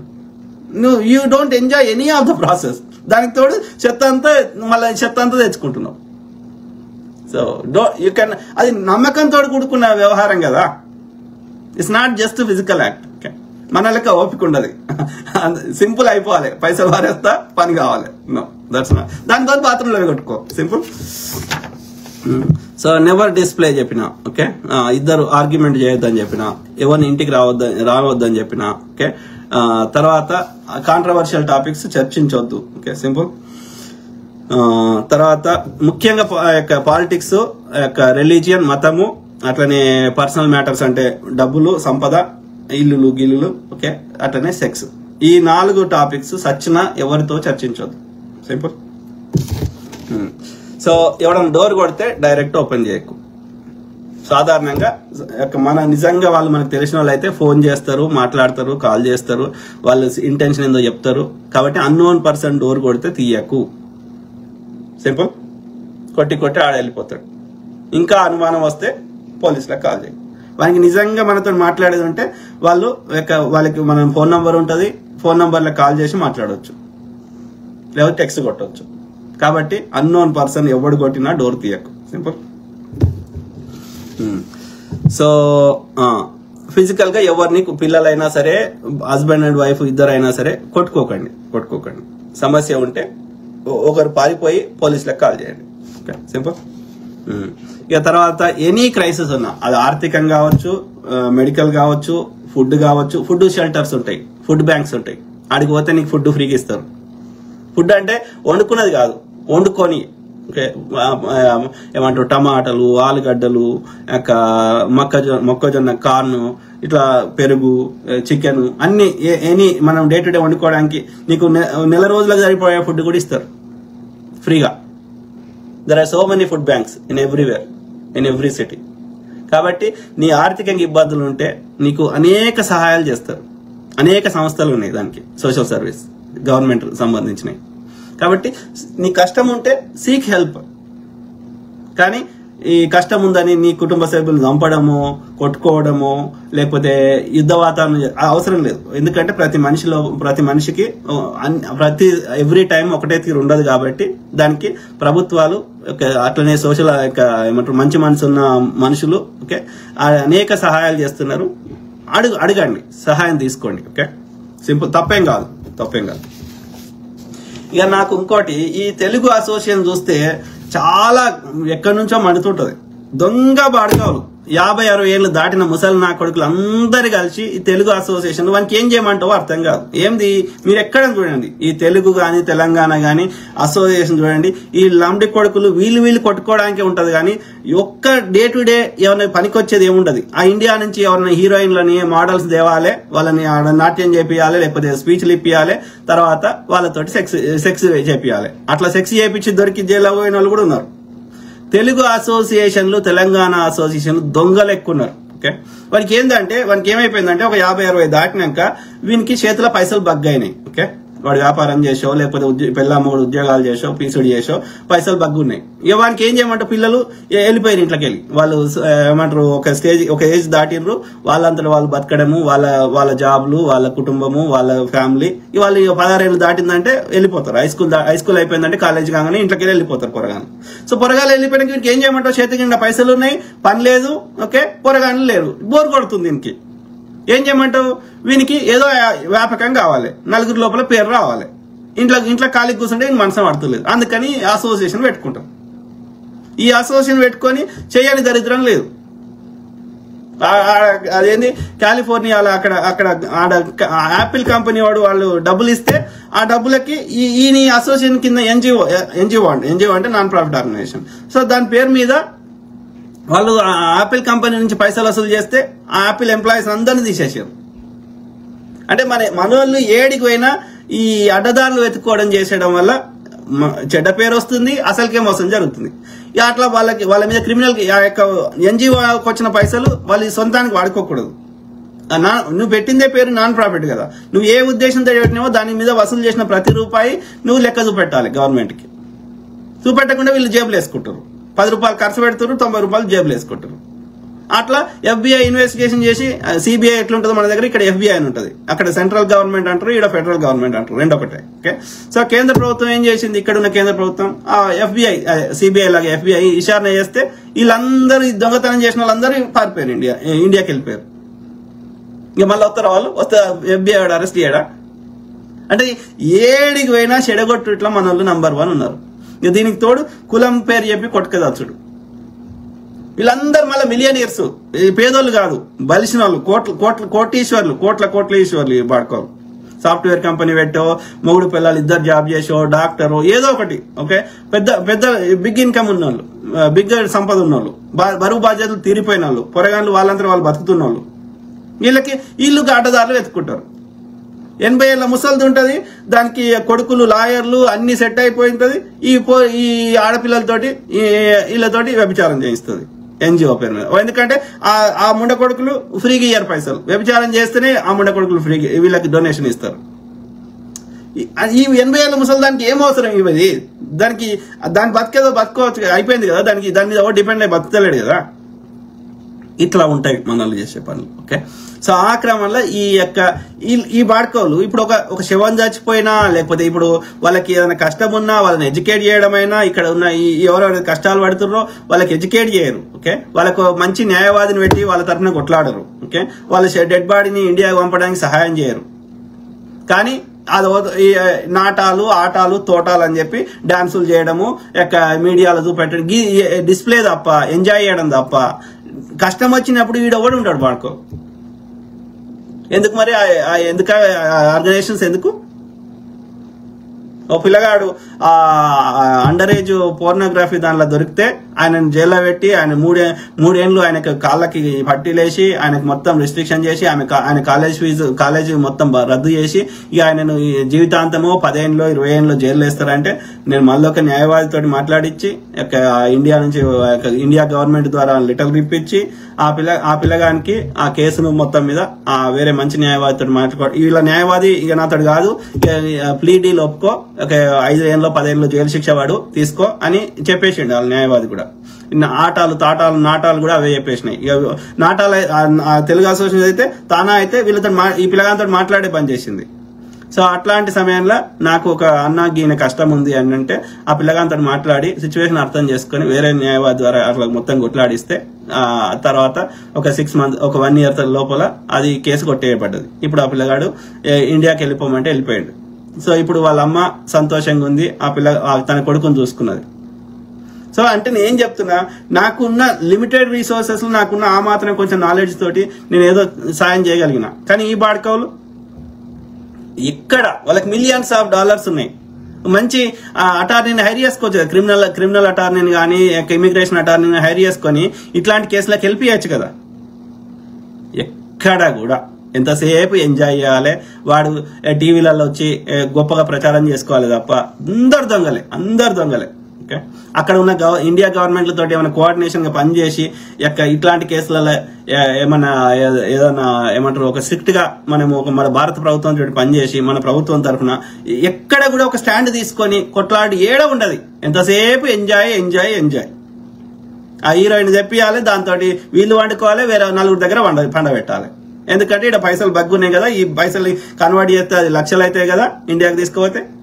అట్లా వ్యభిచారం చేపిస్తున్నారు వాళ్ళు చేస్తున్నారు. ఎందుకంటే వాళ్ళకి ఈజీ మనీ కదా, వారం 10 రోజులకి నెల రోజులకి నీకు సంవత్సరానికి జరిపే పైసలన్నీ వస్తున్నాయి కదా. వాళ్ళు ఆడైనా అదే చేస్తారు, ఈడ కూడా అదే చేస్తున్నారు. ఈడ ఎక్కువ పైసలు వస్తాయి అంతే. అట్లా శ్రీరెడ్డి ఆడ దొరికితే ఆడున్న వాళ్ళ పిల్లలు ఏం చేసిర్రు, ఈ ఎన్ఆర్ఐల పిల్లలు దాన్ని తరిమేసారు, ఎక్కడి నుంచి వెళ్ళిపోయాముండా అని చెప్పి మా కుటుంబాల సంసారం చెడగొడుతున్నాం. అర్థమైందా? ఇట్లాంటి పరిస్థితి. అదేం చెప్తుంది, అది ఫోటోలు తీసి పొరగా H1B పొరగాళ్ళ దగ్గర ఎక్స్ట్రా పైసలు ఎక్స్ట్రాక్షన్ చేయడం, వసూలు చేయడం. ఇక్కడ ఇన్ని చట్టాలు ఉంటాయి, స్ట్రిక్ట్ ఉంటాయని తెలియదు. ఇది ఇల్లీగల్ కాబట్టి సెక్స్ ని ఎంజాయ్ చేయొచ్చు, కానీ పైసలు ఇచ్చి అట్లా చేయకూడదు కాబట్టి ఆ చట్ట ప్రకారం నేరం కాబట్టి వాడు కంప్లైంట్ చేయలేడు, ఇది కంప్లైంట్ చేయలేదు. కంప్లైంట్ చేస్తే ఇద్దరు లోపలికి పోతారు కాబట్టి. సో ఇది పరిస్థితులు. ఓకే, సో ముండా కొడుకులు తెలుగు అసోసియేషన్స్, తెలంగాణ అసోసియేషన్ అందరూ దొంగ ముండా కొడుకులు. వానికి టైం పాస్ కాక ఏం చేయాలో అర్థం కాక పెట్టుకున్న ఆర్గనైజేషన్స్ తప్ప డే టు డే మనకి యూజ్ అయ్యేది ఏమీ లేదు ఆర్గనైజేషన్స్ తోటి. అందుకే నేను ఈ ఒక్క ఆర్గనైజేషన్స్ కూడా స్టార్టింగ్ లేదో ఈవెంట్స్ చూద్దామని పెట్టాను, కానీ ఈ దొంగ బాడకవులు ఇలా మళ్ళీ కుల రాజకీయాలు ఇలా అన్ని లంగ చేష్టలు అన్నీ ఉన్నాయి కాబట్టి ఇక నేను అన్నిటికీ బంద్ చేసిన ఆర్గనైజేషన్స్ కి. ఓకే, తర్వాత నెవర్ హైర్ రాంగ్ పీపుల్. పైసలు పోతావా వాని బ్యాక్గ్రౌండ్ చెక్ చేసి లీగల్ గా హైర్ చేసుకొని రాయ్యా. ఓకే, 4 పైసలు పోయినా సరే పీసుడుతనం చేయకండి. ఓకే, నీకు పీసుడుతనం చేసే బదులు చట్టాల ప్రకారం పాటుగా ఇంకా నీకు పైసలు ఎక్కువ ఖర్చు అనిపిస్తే నువ్వు వ్యక్తిగతంగా పీసుడు చేసుకో, ఆ యొక్క హోటళ్లలో హైరింగ్ లా కాదు. ఓకే, నీ ఖర్చు పెట్టే దగ్గర 4 ట్రిప్పులు తక్కువ చేసుకో, కానీ ఆ యొక్క చట్టాలను పాటించు. ఓకే, ఇల్లీగల్ వాళ్ళని హైర్ చేసుకుంటే ఇబ్బందులు ఎక్కువైతాయి. సింపుల్. వాళ్ళ నేర చరిత్ర మనకు తెలియదు కదా. సో అది చెప్పిన ఇది ఏ దేశంలో చట్టాలు ఆ దేశాన్ని మనం పాటించాలి, గౌరవించాలి అంతే. అది కరెక్టా తప్ప, చట్టం తప్పు ఉంటే కొట్లాడి ఆ చట్టాన్ని మార్చుకునే ప్రయత్నం చేయగాని ఇక చట్టానికి విరుద్ధంగా మనం ప్రవర్తించవద్దు. సింపుల్. సో అంటే ఒక దేశం పోతే ఆ దేశం కల్చరు ఇది మన ఇండియాలో ఎక్కడ ఉంచినా తప్పు కానప్పుడు ఇక్కడ ఉంచితే తప్ప అనేది తెలుసుకొని రావాలి. ఇండియాలో ఎక్కడ ఉత్సవం కరెక్ట్ అంటే ఇక్కడ పోస్తే తప్ప రైట, ఇండియాలో ఎడబడితే చెప్తే ఆడ కూడా తప్పే, కానీ ఆడ మనం శిక్షిస్తలేం. మరి ఈ దేశంలో శిక్షలు ఉన్నాయా లేదా తెలుసుకొని రావాలి. అర్థమైందా? అరే నేను ఏం లేదు, నేను రోజు అన్నం తింటా, ఈడ కూడా తింటా అంటే పబ్లిక్ ఇంట్లో తిను. పబ్లిక్ లో వచ్చినప్పుడు ఒక సిస్టమ్ ఉంటుంది. శిక్ష లేకపోయినా కానీ మనకి వీళ్ళకి కామన్ సెన్స్ లేదు, వీళ్ళకి సివిక్ సెన్స్ లేదు, సమాజంలో ఎట్లా ప్రవర్తించాలో తెలియదు అన్న ఒక బ్యాడ్ ఇంప్రెషన్ పోతుంది. అంటే ఇట్లాంటి వాళ్ళు మా దేశానికి వద్దు అన్న ఇంప్రెషన్ వస్తుంది. అట్లా వాళ్ళు కావాలని కొంతమంది కావాలని చేసే వాళ్ళని వాళ్ళని అనవచ్చు, కానీ కావాలని చేయని వాళ్ళని మనం అనకూడదు. ఓకే, అంటే వాళ్ళకి చెప్పాలి, మనం వీసా ఇచ్చేటప్పుడే వాళ్ళకి చెప్పాలి కదా, ఇట్లా ఉంటుంది అయ్యా, ఈ దేశంకి రావాలంటే ఇవన్నీ మా రూల్స్ ఉంటాయి, ఇవి పాటించితేనే కరెక్ట్ ఉంటుంది, లేకపోతే అది బాగుండదు, శిక్షలు లేకున్నా సరే కానీ. బట్ ఇట్ కామన్ సెన్స్ అనేది వాళ్ళకి అర్థమయ్యేట్టు చెప్తే మెజారిటీ ప్రజలు వింటారు. సో ఇది ఇంకోటి ఇండియాలో అన్నిటికంటే పెద్ద విషయం నేను చెప్పాలనుకునేది. ఓకే, అమెరికాకే రావాలి, అమెరికాని ఏదో ఉన్నది. నేను ఇప్పుడు కొత్తగా చెప్తలే, నేను చదువుకునేటప్పుడు నేను ఇంజనీరింగ్ లో ఉన్నప్పుడు నా క్లాస్మేట్ ఒక ఆమె ఉండే, ఒక రోషిని జైన్ అని ఒక ఆమె ఉండే, తెల్లగా ఉండేది ఒక పిల్ల.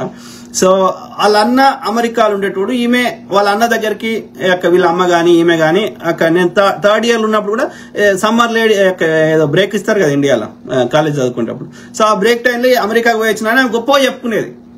మనకేమి అమెరికా అంటే మనకేమి అదొక అన్ని దేశాల లెక్క అదొక దేశం.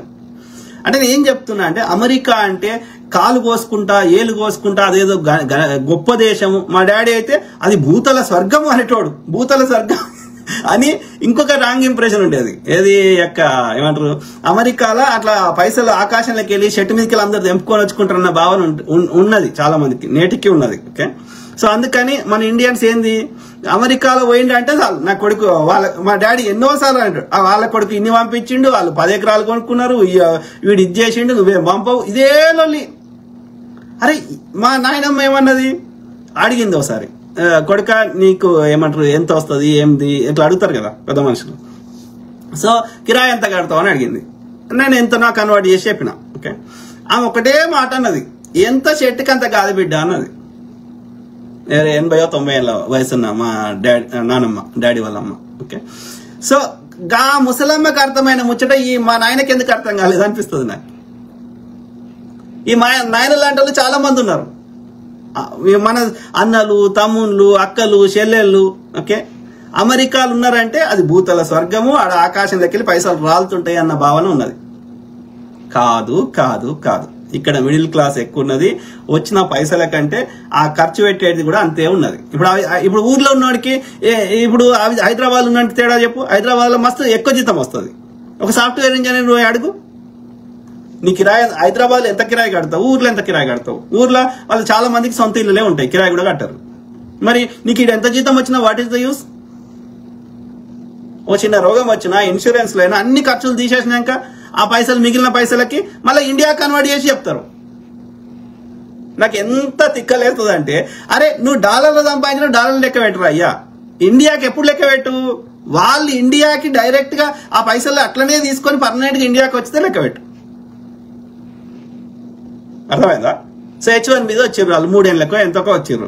ఆ 3 ఏళ్ల లోపల వాళ్ళు ఏంది వెళ్ళిపోతారు, ఇక వాళ్ళకి తెలుసు వాళ్ళు వెళ్ళిపోతారు. అట్లాంటప్పుడు వాళ్ళు షేరింగ్ లో ఉండి 10 మందితోటి ఉండి పీసుడి చేసి ఒక రూపాయి ఖర్చు పెట్టకుండా, ఒక ట్రిప్ పోకుండా, అప్పుడు 4 రూపాయలు సంపాదించి అవి ఇండియాకి తీసుకొస్తే దాని వాల్యూ పెరుగుతుంది. నువ్వు ఇక్కడనే పర్మనెంట్ ఉండి ఇక్కడ లైఫ్ స్టైల్ అలవాటు ఇక్కడే ఉంటే నువ్వు ఎట్లా కన్వర్ట్ చేసినా అది వాట్ ఈస్ ద యూస్? మా బాబాయ్ ఉంటాడు, సో ఇక ప్రతి దానికి లెక్కలు ఎత్తాడు, ప్రతి దానికి ఇంటూ 88 ఎత్తాడు. నువ్వు ఏది చెప్తే అది. కూరగాయల రేటు చెప్పినా అంతే. ఇప్పుడు మా చెల్లె ఆమె రీసెంట్ గా ఇది లండన్ పోయినరు వాళ్ళు, 3 years కి మళ్ళీ వస్తారు. సో అయితే ఇప్పుడు ఆమె ఏ వస్తువు కొనుక్కున్నా ఇంటూ 100 ఎంత ఉంది, పౌండ్ ఎంత ఉంది, 100-110. సో దానికి కరెక్ట్ లెక్కలు వేస్తారు. అరే నేనంట అట్లా లెక్కలు వేయొద్దు అంట. అయ్యో దీనికి ఇంత రేట్ ఉండే, దానికి అంత రేట్ ఉంది, కరెక్టే. నువ్వు కన్వర్ట్ చేస్తే అట్లా అనిపిస్తుంది. కానీ ఇక్కడ వచ్చే సంపాదనకి ఇక్కడ ఖర్చు లెక్క పెట్టాలి, అక్కడ వచ్చే సంపాదనకి అక్కడ లెక్క పెట్టాలి కదా. నువ్వు ఎందుకు కన్వర్ట్ చేస్తున్నావు? అది కరెక్ట్ కాదు, అది కరెక్ట్ కాదు. ఇంకోటి ఏం చేస్తారంటే ట్యాక్సులు తీసేయకుండా లెక్క పెడతారు. మా వాడికి ఇన్ని లక్షలు వచ్చినాయి, అన్ని లక్షలు వచ్చినాయి, ఇన్ని కోట్లు వచ్చినాయి, అన్ని కోట్లు వచ్చినాయి. ట్యాక్స్ ఎవడు కడతాడు? నీ అయ్యం ఇండియాడు కడతాడా? 100K వస్తే అరౌండ్ 30K గవర్నమెంట్ కి ట్యాక్సులు కట్టాలి. అంటే 70K మన జేబులోకి వస్తాయి, మిగిలిన 30K గవర్నమెంట్ కి ట్యాక్సులు పోతాయి. ట్యాక్సులు ఎవడు కట్టకపోతే ఊరుకుంటాడు ఆడు. గవర్నమెంట్ నువ్వు ఆల్రెడీ నీకు కట్ చేసినా కానీ నీకు వస్తుంది చేతికి. సో గవర్నమెంట్ ట్యాక్స్ కట్టినాక మరి ట్యాక్స్ మొత్తం కలిపి చెప్తాడు, మా వానికి ఇంత వచ్చాయి, మీ వానికి అంత వచ్చాయి అంటాడు. అంటే మనకి అవగాహన లేదు. వాడెవడో ఈడేం చేస్తారు, ఈ దొంగముండ కొడుకులు ఇక్కడి నుంచి పోయేటోళ్ళు ఈడ పీసుడి చేసి ఆడికి పోయి 1,00,000 రూపాయలు 2 లక్షలు పెట్టి ఓ బర్త్డే ఫంక్షన్ చేస్తారు. లేకపోతే కార్లనే రెంట్ చేసుకుని 4 రోజులకు కార్లో తిరుగుతారు, అద్దాలు పెట్టుకుంటారు. ఇక వాడికి లేని చూపెట్టే వారికి ఏమనిపిస్తుంది, అరే ఆడ అంత మంచిగా ఉంటుందా, ఇట్లా పైసలు నీళ్ళ లెక్క వారవస్తారా అనే భావన క్రియేట్ చేస్తారు. మళ్ళీ ఈడికి వచ్చి చూడు అని ఇంట్లో ₹1 అదనంగా ఖర్చు పెట్టాడు వాడు. ఇక్కడ నార్మల్ మిడిల్ క్లాస్ వాళ్ళ లెక్క, వాళ్ళకంటే ఎక్కువ సంపాదించినా సరే ఒక యావరేజ్ మిడిల్ క్లాస్ లెక్క వాడు ఇక్కడ లైఫ్ స్టైల్ మెయింటైన్ చేయడు. ఈడ పీసుడి చేసి ఆడ కావాలని వీడు డిస్ప్లే చేస్తాడు. ఆడ మొత్తానికి పర్మనెంట్ గా మూవ్ అయితే వీడు మళ్ళీ అట్లా చేయడు. ఆ నెల రోజులు స్వర్గం చూపెడతాడు. మొత్తానికి ఆడ మొత్తానికి మూవ్ అయినా ఈడ మొత్తానికి మూవ్ అయినా వీడు ఖర్చు పెట్టాడు. ఆ నెల రోజుల వీడు కృత్రిమ చూపెట్టేసరికి అగో వాడు అట్లా అయింది, వీడు ఇట్లా అయింది. ఓ ఇక మన ముసలి ఈ చదువుకోని పేరెంట్స్ కి తెలియదు కదా, పొద్దుగా లేస్తే కంపేర్ చేస్తారు. నాయన ఓకే, ఎక్కడి కష్టం నేను ఒకటే చెప్పదలుచుకున్నా, ఎక్కడ కష్టాలు అక్కడ ఉంటాయి. ప్రతి దేశంలో మంచి ఉంటుంది, చెడు ఉంటుంది. ఓకే, ఇక్కడ అమెరికాలో సోషల్ లైఫ్ చాలా తక్కువ, ఇల్లు దూరం ఉంటాయి, ఎవరి పనులలో ఆడుంటాడు. ఓకే, సో సోషల్ లైఫ్ అంటే డే టు డే నీ కష్టానికి ఎవడు రాడు, వాని కష్టానికి నువ్వు. ఓకే, ఎవరిని బతుక అందే. ఓకే, సో మనమే కాదు ఇక్కడ ఉన్న వాళ్ళు కూడా ఒంటరితనంతో లోన్లీనెస్ గా అనుభవిస్తున్న వాళ్ళు చాలా మంది ఉన్నారు. ఓకే, అంటే నేను ఏం చెప్తున్నా, ఇక్కడ లైఫ్ స్టైల్ మార్చిపోయింది, ఒకప్పటి లెక్క లేదు ఇక్కడ పరిస్థితి. ఓకే, సో ఒకప్పుడు ఈ కారు సిస్టమ్ రాకముందు అందరూ ఇల్లులు దూరం ఊరవతలు కట్టుకోకముందు సోషల్ లైఫ్ ఉండేది ఒకటే. ఇప్పుడు యూరోప్ లో కొంతవరకు ఉంది, కానీ ఇక్కడ అమెరికాలో అట్లా లేదు. ప్లస్ దీనికి తోడు వాతావరణం కూడా సరిగ్గా ఉండి సాగుది. మెజారిటీ అమెరికాలో వాతావరణము ఈ చలికాలంలో కంఫర్టబుల్ గా బయటకు పోలేము. ఓకే, ఆ జాకెట్లు గీకెట్లు వేసుకుని ఆ కార్లో పోతేనే పోగలుగుతాం, కానీ నార్మల్ గా నడుచుకుంటే రోడ్ల మీద పోలేం. ఓకే, దానికి తోడు ఈ రోడ్ల మీద క్రిమినల్స్ ఇవన్నీ ఇట్లా అనేక రకమైన అడ్డమైన అన్ని రకాల ఉన్నారు కాబట్టి ఎవడొచ్చి ఎక్కడి నుంచి గన్ను కాలుస్తాడో తెలియదు కాబట్టి ఇక్కడ సోషల్ లైఫ్ తక్కువ. So that is the biggest disadvantage in America. కానీ ఇండియాలో అట్లా లేదు. ఎప్పుడైనా ఇయర్ లాంగ్ ఎక్కడికైనా కంఫర్టబుల్ గా ఎలాంటి జాకెట్లు బోకెట్లు లేకుండా ఒక వాన పడితే తప్ప మిగతా అన్ని టైంలలో ఎండాకాలమైనా వానకాలమైనా కంఫర్ట్ గా పోవచ్చు. రోడ్డు ఎవరు కనబడ్డా వాళ్ళతోటి హాయో హలోనో నమస్తేనో అక్క అవ్వ పెద్ద అని మాట్లాడొచ్చు. ఓకే, కాబట్టి నీ కష్టానికి నువ్వు దెబ్బ తగిలినా హాస్పిటల్ ఉన్నా నీకు నలుగురు వస్తారు. నువ్వు ఎవరికైనా అంటే మంచికి చెడుకు 10 మంది చుట్టూ ఉంటారు. ఓకే, నువ్వు డిప్రెషన్ లాగా పోవు, సోషల్ లైఫ్ ఉంటది, నలుగురితో మాట్లాడొచ్చు, నీకు ఎవరు పరిచయం లేకుండా రోడ్డు మీద కూడా ఎవరైనా దోస్తు చేసుకోవచ్చు. కాబట్టి అక్కడ సోషల్ లైఫ్ ఉంటది, ఇక్కడ ఉండదు. That is the biggest disadvantage. Okay, రెండోది ఫ్రెష్ ఫుడ్ దొరకదు. ఫ్రెష్ ఫుడ్ అంటే ఓకే నెల రోజుల కింద ఎప్పుడో తెంపినాయి దొరుకుతాయి ఆ స్టోర్లలో కానీ, బట్ ఇండియాలో వచ్చిన ఆ ఫ్రెష్ నిన్న కోసినయో ఇవాళ కోసినయో తెచ్చి ఆ ఫ్రెష్ గా రైతు బజార్లో దొరికినట్టుగా అయితే దొరికాయి. ఏదో దేశం నుంచి ఇంపోర్ట్ చేసుకుని ఫ్రీ ఆ యొక్క ఏమంటారు కోల్డ్ స్టోరేజ్ వాటిలో పెట్టినాయి దొరుకుతాయి, స్టోర్లలో దొరుకుతాయి. కానీ బట్ ఇండియాలో వచ్చిన ఆ ఫుడ్ టేస్ట్ ఇక్కడైతే వస్తుందని నేను అనుకోవట్లేదు. ఆ అథెంటిక్ టేస్ట్, ఆ యొక్క ఫ్రెష్ టేస్ట్ అనేది రాదు. ఓకే, ఆ ఫ్రెష్ ఫుడ్ దొరకదు. సో ఫ్రోజన్ ఫుడ్ అనేకం దొరుకుతాయి కానీ బట్ దట్ అంటే ఆ ఫుడ్ ఫ్రెష్ ఫుడ్ తినాలంటే ఫుడ్ని ఎంజాయ్ చేయాలంటే ఇండియానే.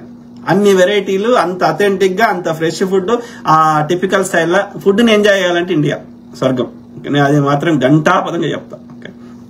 మనకని కాదు, ఇక్కడ లోకల్ ఉన్న వాళ్ళకైనా చేస్తారు కానీ బట్ ఇప్పుడు ప్రతి దేశంకి వాళ్ళ యొక్క అథెంటిక్ ఫుడ్ ఉంటది కదా. సో ఆ క్రమంలో రిలేటివ్లీ ఇక్కడ పంటలు ఫ్రెష్ గా వింటర్ లో అయితే వండవు, సమ్మర్ లో కొన్ని వండుతాయి కానీ బట్ మంచి typical Indian food authentic food మంచి టేస్టీ ఫ్రెష్ ఫుడ్ తినాలంటే అమెరికాలో సాధ్యంగా.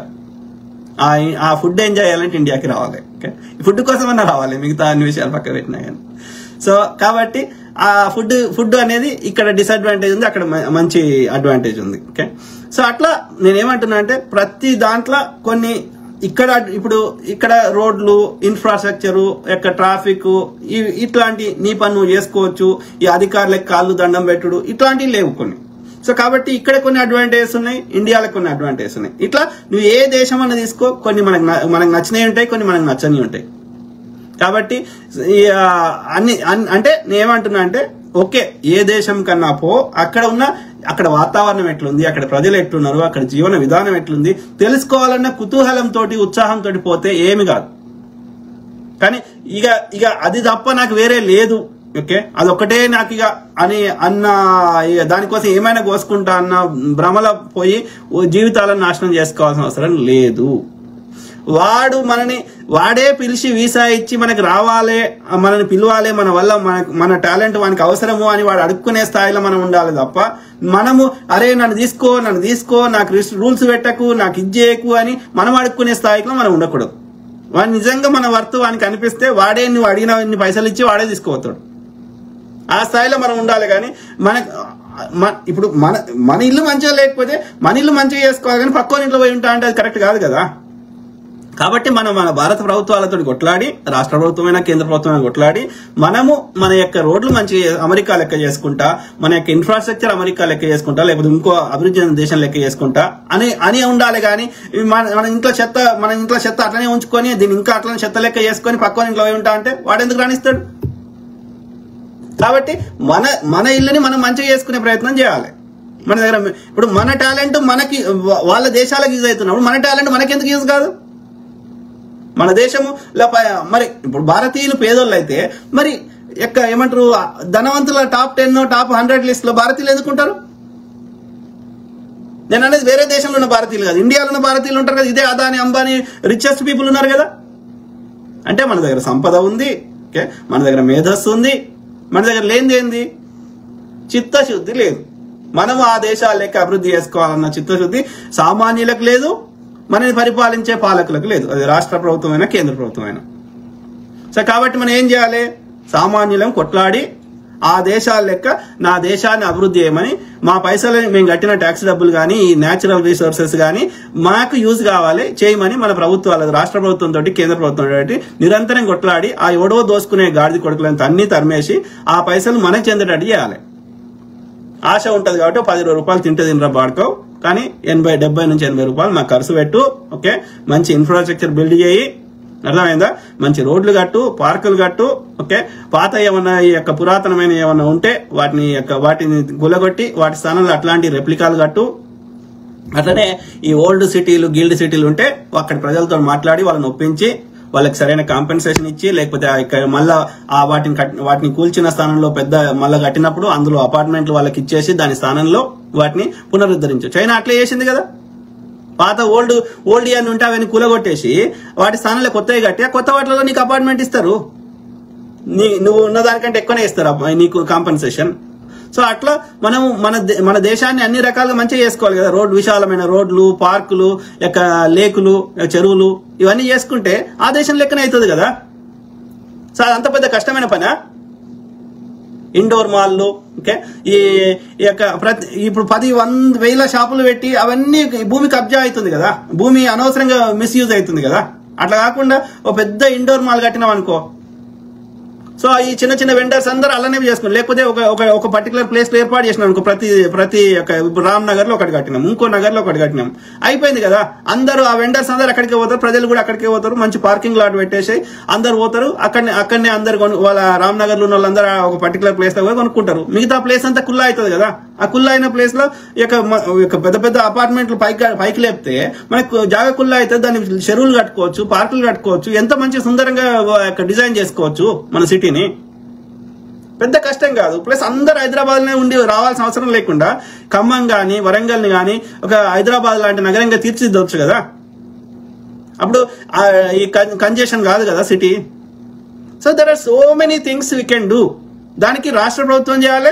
రాష్ట్ర ప్రభుత్వానికి ఉన్న బడ్జెట్లు లిమిట్లు ఉన్నాయి కాబట్టి ఒక అద్భుతాలు ఇట్లా చిటికలేసినట్టు అయిపోవు. కాబట్టి గతంలో మనం ఈ మాత్రం జరిగిందంటే కేంద్రం సహాయం చేసింది కాబట్టి కేంద్రం యొక్క సహాయం తీసుకొని మనం ఆ కేంద్రం తోడు కొట్లాడి మనం అభివృద్ధి అమెరికా లెక్క చేసుకోవడం, దుబాయ్ లెక్క చేసుకోవడం పెద్ద. వాడు ఎడార్లో చేయగలిగినప్పుడు వానికి వెదర్ ఇప్పుడు ఇక్కడేమో ఎక్స్ట్రీమ్ కోల్డ్ ఉన్నది, దుబాయ్ లో ఎక్స్ట్రీమ్ హీట్ ఉన్నది. వాడు ఇల్లు కట్టాలంటే ఇంత పెద్ద ఏమంటారు అది మొత్తం తవ్వాలి కదా. అది పునాది రావాలి కదా, గట్టిగా ఉన్న భూమి రావాలి కదా. మీద ఉన్నదంతా ఇసుక కదా. ఆ ఇసుక కిందికి ఎంత లోతు తవ్వి నువ్వు పునాదులు వేయాలి, పిల్లర్స్ వేయాలి అంటే కట్టడం ఎంత కష్టం. ఇప్పుడు ఇక్కడ చలికాలంలో కట్టలేరు, మొత్తం గడ్డగట్టిపోతుంది భూమి. సో చలికాలంలో ఏమే యాక్టివిటీ ఉండదు, ఎండాకాలమే ఉంటుంది. 4 నెలలే ఉంటుంది, 4 నెలలు 6 నెలలు ఉంటుంది ఏమైనా చేయాలంటే. మిగిలిన 6 నెలలు ఏం చేయలేం. సో కాబట్టి మనకు వాతావరణం మంచుకున్నది, హ్యూమన్ రిసోర్సెస్ ఉన్నాయి, మేధావులు ఉన్నారు, న్యాచురల్ రిసోర్సెస్ ఉన్నాయి, చదువుకున్న వాళ్ళు ఉన్నారు, ఓకే, సంపద ఉన్నది. లేనిదేంది చిత్తశుద్ధి మనకు లేదు. మనం కొట్లాడి చేయించుకునే చిత్తశుద్ధి మనకు లేదు. సామాన్యులకి వాళ్ళు చేయాలన్న చిత్తశుద్ధి ఆపాడుకోలేదు. అన్ని చేస్తామని అధికారంలోకి వస్తారు, కానీ వాని కోసం చేసుకోవడానికి వస్తాడు తప్ప మనకి చేస్తలేడు. అందుకే నేను 10 ఏళ్ల నుంచి నెత్తి నోరు కొట్టుకుంటుంది. కాబట్టి ఏదైనా దేశాన్ని చూడడానికి పోవాలి కానీ బతకడానికి పోకూడదు. సింపుల్. ఏ దేశంలో ఏది మంచిగుంటే, ఏ సిస్టమ్ మంచిగుంటే ఆ దేశాన్ని మన దేశంలో ఎట్లా చేసుకోవాలని ఆలోచించాలి. అందుకోసం మన ప్రభుత్వాలతో కొట్లాడి గల్లా పట్టుకొని చేయించుకోవాలి. సింపుల్. సో ఒకటే గుర్తుపెట్టుకోండి, ఎండ్ ఆఫ్ ద డే మనం ఒకరోజు చచ్చిపోతాం. చచ్చిపోయేటప్పుడు చిల్లి గవ్వ కూడా తీసుకోం. కాబట్టి ఉన్న రోజులు ఏ దేశంలో ఉన్నా ఎక్కడున్నా సంతోషంగా బతకడానికి ప్రయత్నం చేయాలి. ఓకే, కాబట్టి ప్రతి దేశంలో మంచి ఉంది, చెడు ఉంది. ఓకే, కాబట్టి మన దేశంలో అన్ని దేశాల్లో ఉన్న మంచిని మన దేశాన్ని ఇంప్లిమెంట్ చేసుకునే ప్రయత్నం చేయాలి. అంతేగాని వాడు వీసా అయ్యలేదు, వాడు $100,000 $1,00,000 చేసిండు, చేసుకొని మాకేంది, మాకు ఆడ వచ్చి బతకాలి, ఆడ అడుక్కోవాలని మాకు అవసరం ఏంది? నీళ్ళకి $1,00,000 కట్టి మాకే ఈడ లేనిది ఆడ ఏమున్నది? ఎవడొచ్చి ఎక్కడ గన్ను చంపుతాడో తెలియదు. బెస్ట్ ఫుడ్ నువ్వు ఎంజాయ్ చేయవు. ఓకే, సో సోషల్ లైఫ్ లేదు. నీకు ఏమన్నా అయితే ఎవడు రాడు. ఓకే, అన్ని మంచిగా నడిచినప్పుడు, జాబ్ ఉన్నప్పుడు నువ్వు కింగ్వి. ఓకే, జాబ్ పోయినా నీకు ఏదైనా పర్సనల్ ప్రాబ్లం వచ్చినా, పెద్ద రోగం వచ్చినా నీకు ఇక వాళ్ళకెళ్ళి కోలుకోవడం నీతోటి కాదు. అర్థమైందా? ఎందుకంటే ప్రతిదానికి పైసలు ఎక్కువ ఖర్చు అవుతాయి, ప్రతిదానికి కఠినమైన శిక్ష. ఏదైనా బై మిస్టేక్, తెలియక మిస్టేక్, చిన్న మిస్టేక్ చేసినా పెద్ద శిక్ష పడుతుంది, నీ జీవితం సంకనాకపోతుంది. ప్లస్ ఏదైనా అయితే ఇప్పుడు పెద్ద రోగం వస్తే ఇన్సూరెన్స్ వాడు మొత్తం కవర్ చేయడు, ఏడికెళ్ళి తెచ్చి కడతావు? ఇండియాలో అట్లా కాదు పరిస్థితి. గవర్నమెంట్లు హెల్ప్ చేస్తాయి, ప్లస్ ఏదైనా మనం అఫోర్డ్ చేసే స్థాయిలో ఖర్చులు ఉంటాయి. ఈడ అట్లా ఉండవు ఖర్చులు. ఎంత పెద్ద రోగమైనా సర్జరీకైనా మనం ఎట్లా అట్లా అప్పు చేసో ఇంకోటి ఏదో రకంగా కట్టుకోవచ్చు. ఈడ అప్పు చేసి కడదామన్నా కానీ సరిపోవు పైసలు.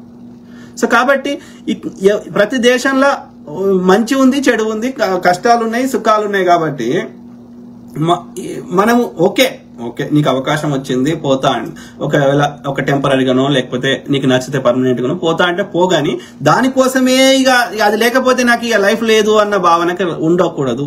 మన దేశంలో కూడా చాలా మంచిగా ఉన్నది, చాలా ప్రశాంతంగా ఉంది, చాలా మేధావులు ఉన్నారు, చాలా మంచి వాతావరణం ఉంది. కాబట్టి అమెరికా కోసమో ఇంకో దేశం కోసమో కాళ్ళు ఎల్లు కోసుకోకండి రా అయ్యా, అవసరం లేదు. ఓకే, ఇల్లీగల్ గా అయితే అసలే పోకండి, సింపుల్. ఇంకోటి అమెరికాలో ఉన్న వాళ్ళకి చెప్తున్నా, ఇండియాలో ఉన్న వాళ్ళకి చెప్తున్నా, కుక్కలను పెంచుకోండి. వీధిలో ఉన్న కుక్కలు వాటికి ట్రైనింగ్ ఇవ్వాలి, వాటికి ప్రాపర్ గా ఏమంటారు వ్యాక్సినేషన్ చేయాలి, వాటిని మెయింటైన్ చేయాలి. చేయకపోవడం వల్ల అవి అగ్రెసివ్ గా అవుతున్నాయి, వాటికి ఫుడ్ దొరకక అట్లా అవుతున్నాయి. కానీ ఇంట్లో పెంచుకునే కుక్కలు అట్లా చేయవు. ఓకే, వాటిని కూడా ప్రాపర్ గా తెచ్చి వాటిని ప్రాపర్ ట్రైనింగ్ ఇచ్చి ఒక 6 months అది కష్టపడితే అవి కూడా మంచి డాగ్స్ అవుతాయి. అది కూడా ఒక బ్రీడ్, అన్ని డాగుల లెక్క.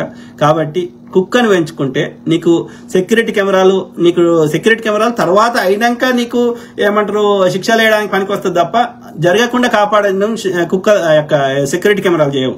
మన దేశంలో పోలీసు వాడు ఈడ అంటే 5 నిమిషాలు వస్తాడు, కానీ మన దేశంలో పోలీసు వాడు గంట ఫస్ట్ ఆఫ్ ఆల్ వాడు కేసే తీసుకోడే, అది పుట్టిదే అంటాడు.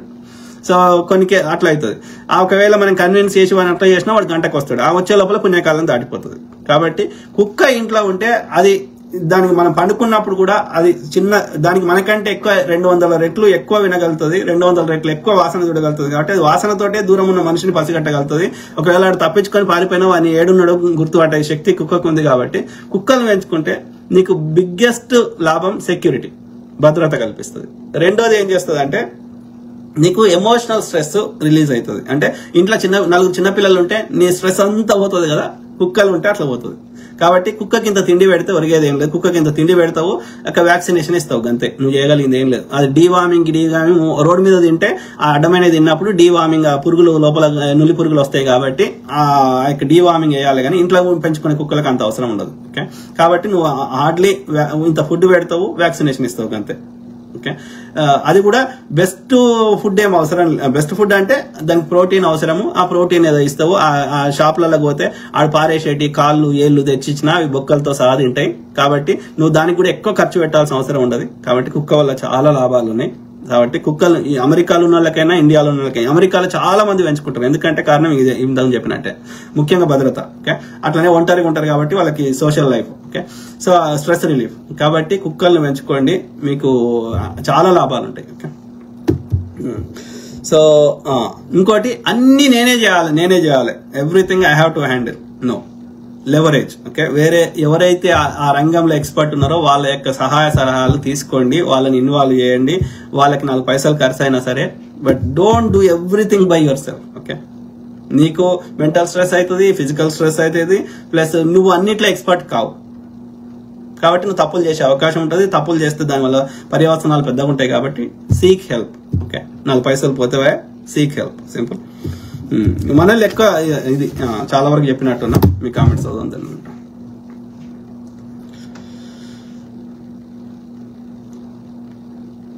తెలియదు ఎవడు పడితే వాడు ఏది పడుతుంది. ఓకే, పూర్తి అవగాహన లేకుండా ఓకే వస్తున్నారు, ప్రజల్ని మిస్గైడ్ చేస్తున్నారు. 13 కామెంట్స్ ఉన్నాయి, చదువు.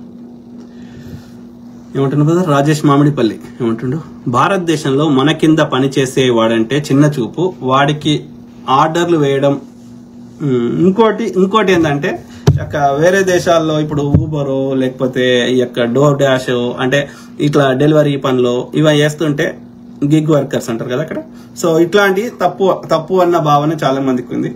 నేను టెంపరీగా మీ ఖర్చుల కోసము లేకపోతే పర్మనెంట్ అయినా సరే నేను ఒకటే అంటే ఏ పని చేసినా తప్పు కాదు, యాజ్ లాంగ్ యాజ్ నువ్వు లంగతనము, దొంగతనము, లంజతనము అంటే ఎనీ ఇల్లీగల్ యాక్టివిటీస్ చేయనంత వరకు, ఎనీథింగ్ ఇల్లీగల్, ఇమ్మోరల్, అనెథికల్ అంటే నీతిమంతం లేని పనులు కానీ చట్ట వ్యతిరేక పనులు కానీ చేయనంత వరకు నువ్వు ఏ పని అయినా చేసుకొని బతికితే బిచ్చం అడుక్కొని బతికినా నా దృష్టిలో తప్పు కాదు. Okay, simple. భారతదేశంలో మన కింద పనిచేసే వాడంటే చిన్న చూపు, వాడికి ఆర్డర్లు వేయడం అదితే ఇదితే అని నాకంటే తక్కువవాడు చిన్నవాడు అన్న చిన్న చూపు చాలా ఉంది. అది పెద్ద పెద్ద కంపెనీలలో, సాఫ్ట్వేర్ కంపెనీలలో కూడా అంతే. నేను భారతదేశంలో పనిచేశారు, అమెరికాలో పనిచేశాను. భారతదేశంలో మేనేజరు స్కూల్ ప్రిన్సిపాల్ గా ప్రవర్తిస్తాడు. ఆర్డర్లు వేయడం ఇలాంటివి. ఇక అనార్గనైజ్ సెక్టార్లు అయితే బూతులు చెప్పవలసిన పని లేదు. షాపులతో అక్కడికక్కడ మన కింద పనిచేసే వాడిని అమెరికాలో కూడా అలాగే చేస్తారు కొంతమంది. అందుకనే ఆ క్యూబా జరిగి ఉంటది. ఆ క్యూబా విషయంలో అతను ఇల్లీగల్ హైర్ చేసుకున్నాడు, అతను నేర ప్రవృత్తి ఉంది, అయినా అతను ఏం చెక్ చేయకుండా హైర్ చేసుకున్నాడు. ఓకే, తర్వాత అతనికి ఎందుకంటే అతను ఇల్లీగల్ గా వచ్చింది కాబట్టి అతనికి ఎస్ఎస్ఎన్ కూడా ఉండదు. ఓకే, సో హైర్ చేసుకున్నాడు. సో ఆ ఇన్సిడెంట్ జరిగిన సమయంలో అతను వేరే స్త్రీ తోటి, అక్కడ ఇంకో ఆమె పనిచేస్తుంది, ఆమె మెక్సికనో ఎవరో, సో ఆమె తోటి ఇతను ఇంటరాక్ట్ అయి మాట్లాడుతుంటే ఈ మేనేజర్ ఏం చేసిండంటే, ఈయన చంద్ర ఏదో ఉంది ఆయన పేరు. సో ఆయన ఏం చేసిండంటే ఆమెకు చెప్తున్నాడు, ఇతనికి ఇంగ్లీష్ రాదు, నిన్న ఆ యొక్క వాషింగ్ మిషన్ పనిచేయలేదు, ఆయనకి ఇంగ్లీష్ రాదు అని. అంటే ఈయనతోటి కాన్వర్జేషన్ ఆమెతోటి ఆయన ఈయనతోటి మాట్లాడకుండా చేసే ప్రయత్నం చేస్తున్నాడు. ఆమె కూడా అక్కడ పనిచేస్తుందంట ఆ మోటల్లో, అదే లాడ్జ్ లో. సో అన్నప్పుడు వానికి తిక్కలేసింది.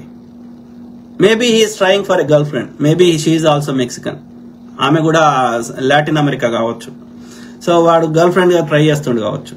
మొత్తం మీద అయితే ఈ స్త్రీ తోటి నన్ను మాట్లాడనిస్తలేడని కోపం వచ్చింది దానికి. వస్తుంది, స్త్రీ రిలేటెడ్ చాలా సెన్సిటివ్ ఉంటుంది. యుద్ధాలు స్త్రీల కోసం రాజులు యుద్ధాలు చేసుకున్నారు. అది నాట్ బికాస్ స్త్రీ ఏదో అందము గిందం అని కాదు, ఆ ఈగో అన్నట్టు. స్త్రీ ముందు వీడు చిన్నగా అయిపోతుండు కదా, ఆమె ముందు వీడిని చిన్నగా చేసినట్టు అవుతుంది కదా. సో అది ఆ యొక్క అవమానాన్ని తట్టుకోలేక పోయిండు, కత్తి పట్టుకొని వచ్చిండు. మిగతా స్టోరీ అంతా తెలుసు కదా. సో కాబట్టి ఇక్కడ తప్పేంది? ఫస్ట్ ఆఫ్ ఆల్ అక్కడ వాడిని హైర్ చేసుకోవడం మొదటి తప్పు. ఓకే, రెండోది ఏదైనా ఉంటే అక్కడ ఈయన డైరెక్ట్ గా ఇన్వాల్వ్ కాకుండా ప్రైవేట్ గా మాట్లాడము, లేదు ఏదైనా అనుమానాస్పదంగా ఉంటే పోలీసులకు కాల్ చేయడం, ఈ రెండు చేయాల్సి ఉండే. ఇల్లీగల్ గా హైర్ చేసింది కాబట్టి ఇతను పోలీసులకు కాల్ చేయలేడు. పోనీ అక్కడ వాళ్ళ ముందట ఏం మాట్లాడకుండా ప్రైవేట్ లా మాట్లాడుకోవడం వేరు. ఇప్పుడు మేనేజర్ ఏదైనా ఉంటాడు ఆఫీసులలో, వాళ్ళు ఏం చేస్తారు? సో ఏం చేస్తారు, ఇది ప్రైవేట్ గా వాళ్ళకి పిలిచి మాట్లాడతారు, అందరి ముందట మాట్లాడరు.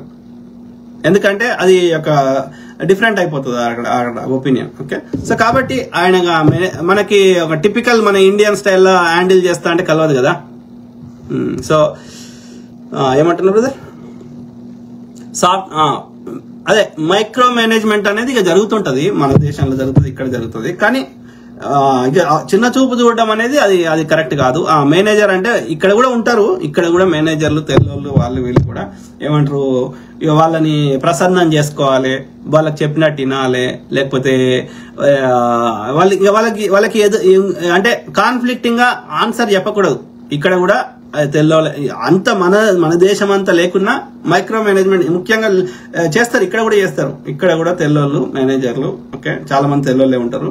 ఇక్కడ కూడా వాళ్ళ తెల్లోళ్ళు కూడా చాలా మైక్రో మేనేజ్మెంట్ చేస్తారు.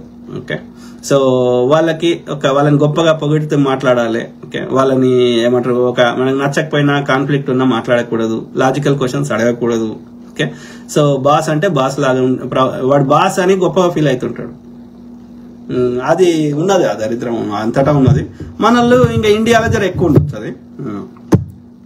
కానీ ఇక్కడతో పోలిస్తే ఇండియాలో అట్లీస్ట్ ఒకవాడు తిట్టినా ఏమైనా చేసినా గానీ కష్టం వచ్చినప్పుడు ఏదైనా వచ్చినప్పుడు మళ్ళా ఆదుకునేటోళ్ళు, మళ్ళీ ఒక సాఫ్ట్ కార్నర్ తిట్టేటప్పుడు తిట్టినా గానీ మళ్ళీ మిగతా టైంలో కష్టం వచ్చినప్పుడు సాఫ్ట్ గా చూసేటోళ్ళు కూడా ఉంటారు అక్కడ.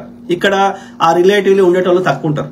ఓకే, ఉంటారు, ఎక్కడో చోటు ఉంటారు కానీ తక్కువ ఉంటారు. ఓకే, కాబట్టి ఆ దరిద్రం ఇండియాలో ఉంది, అమెరికాలో ఉంది, ఇది మేనేజర్లది. Okay, yes Siddhu Roy. Rajesh Mamidipalli brother. నేను ఈ మధ్య గమనించింది ఏంటంటే మన భారతీయులు చదువుకోవడానికి వచ్చిన వాళ్ళు ఇన్స్టాగ్రామ్ లో వ్యూస్ కోసం, ఫాలోవర్స్ కోసం తెలవాలని డాన్స్ వేయండి, జై బాలయ్య అనండి అని మన దగ్గర రాజకీయ ముచ్చట్లు, సినిమా ముచ్చట్లు వాళ్ళు ఇంట్రెస్ట్ గా వింటున్నారని భ్రమలు పడి చెప్తూ ఉంటారు. వాళ్ళు లోపట అనుకుంటారు ఈ విషయం వీళ్ళకి అర్థం కావట్లేదు. అదే బ్రదర్. సో వాళ్ళు న్యాచురల్ గా వాళ్ళకి చేస్తే ఏమనిపించదు. వాళ్ళు నిజంగానే బాలకృష్ణ ఫ్యాన్ అయ్యి చేస్తే మనకి ఏమనిపించదు. కావాలని నటించినప్పుడు, కావాలని కృత్రిమంగా చేసినప్పుడే అది కొంచెం ఎబ్బెట్టుగా అనిపిస్తుంది. వాళ్ళు నిజంగా జెన్యున్ గా బాలకృష్ణ ఫ్యాన్లు ఉన్నారు అనుకో, వాళ్ళ అభిమానాన్ని చూపెడితే మనకేం ఏమనిపించదు. ఓకే వాడు అంతే ఇక పవన్ కళ్యాణ్ ఫ్యాన్ అంతే ఇక వాడు అనుకుంటాం. కానీ కృత్రిమంగా ప్రవర్తించేటోళ్ళని చూస్తే జర ఈ అవసరమా అనిపిస్తుంది. ఇది డాన్స్ ఇది సంతోష్ ముద్ద. Hi hello brother. Hi brother. Rajesh Mamidipalli brother ఏమంటున్నారు బ్రదర్? అమెరికాలో సెక్స్ కావాలంటే శుక్రవారం కానీ పరిచయమైన వాళ్ళని ఇంకోటి ఇక నీకు చదువుతా. సో నీకు ఓపిక లేదు, ఇక నాకు ఆ ట్రెడిషనల్ వేలో సాంప్రదాయ పద్ధతిలో అమ్మాయిని యొక్క ఫిజికల్ గా చూసి ఫ్రెండ్ చేసుకునే శక్తి నాకు లేదు అనుకుంటే ఇక ద అదర్ ఆప్షన్ ఇస్ పబ్బులకు పోవాలి. పబ్బులకు పోయి ఇక డాన్సులు చేస్తే ఎవరో ఒక అందరి నంబర్ అడిగితే ఆ మత్తులో ఉన్నప్పుడు ఇస్తే ఆ నంబర్ ఇచ్చినప్పుడు మళ్ళీ తెల్లారి కాల్ చేస్తే ఆమె ఓకే రెస్పాండ్ అయ్యి ఓకే రమ్మంటే అదొక ఆప్షన్. ఓకే అంటే అట్లీస్ట్ నువ్వు ఫిజికల్ గా ఫస్ట్ చూడాలి. అంటే ఆన్లైన్ లో పోతే బుక్ అయిపోతావు. నేను చెప్పదలుచుకుంది అమెరికాలో సెక్స్ కావాలంటే శుక్రవారం కానీ పరిచయమైన వాళ్ళని ఇంటికి మాత్రం తీసుకురావద్దు. కరెక్ట్. మనం వాళ్ళ ఇంటికి పోవద్దు, వాళ్ళని మన ఇంటికి తీసుకురావద్దు. ఎనీ థర్డ్ ప్లేస్ లో కలువు. సింపుల్. ఎవరినైనా సరే, not only for sex, even general గా ముచ్చట కోసం కూడా, దోస్తులను కూడా, మన ఇండియన్ దోస్తులను కూడా, తెలుగు వాళ్ళని కూడా ఇంట్లోకి తెచ్చినావంటే అయిపోయింది ఇక నీ పని. నీ సోఫా ఎంత రేటు ఉంది, నీ టీవీ ఎంత రేటు ఉంది, నీ దగ్గర ఎన్ని కార్లు ఉన్నాయి, నీ గరాజ్ ఎంత పెద్దగా ఉంది, ఈ లెక్కలు స్టార్ట్ అవుతాయి. ఈ లెక్కల్ని బట్టి వాళ్ళు నీతో ఎట్లుండాలనో అది మొత్తం మారిపోతుంది. కాబట్టి అవసరం లేదు. ఇంకా నీ కుటుంబ సభ్యులను తప్పదు కాబట్టి, మమ్మీని, డాడీని, అక్కని, చెల్లెని తప్పదు కాబట్టి కుటుంబ సభ్యులను తప్ప ఇక మిత్రులని, థర్డ్ పర్సన్ ని, ఆఫీస్ కొలీగ్స్ ని ఎవరిని కూడా ఇంట్లోకి తీసుకురావద్దు. కలవాలంటే రెస్టారెంట్ లో కలువు, పార్క్ లో కలువు, ఇంకో దగ్గర థర్డ్ ప్లేస్ లో కలువు. Don't bring them into your home. Simple. ఇది వాళ్ళని కానీ పరిచయం. నేను 30 ఏళ్ళకి అప్పు చేసుకుని ఇల్లు కొనుక్కున్నాను. మనకి ఇండియన్ సాంప్రదాయం ప్రకారం ఇక ఫంక్షన్లు అయితే కదా, ఏమంటారు ఏంటి, శ్రీమంతం అయితే మా మేనేజర్ని తీసుకొని వచ్చిన ఇంటికి. కట్టేటప్పుడు కన్స్ట్రక్షన్ అట్లా మేనేజర్ క్లోజ్ అని తెల్లాయన.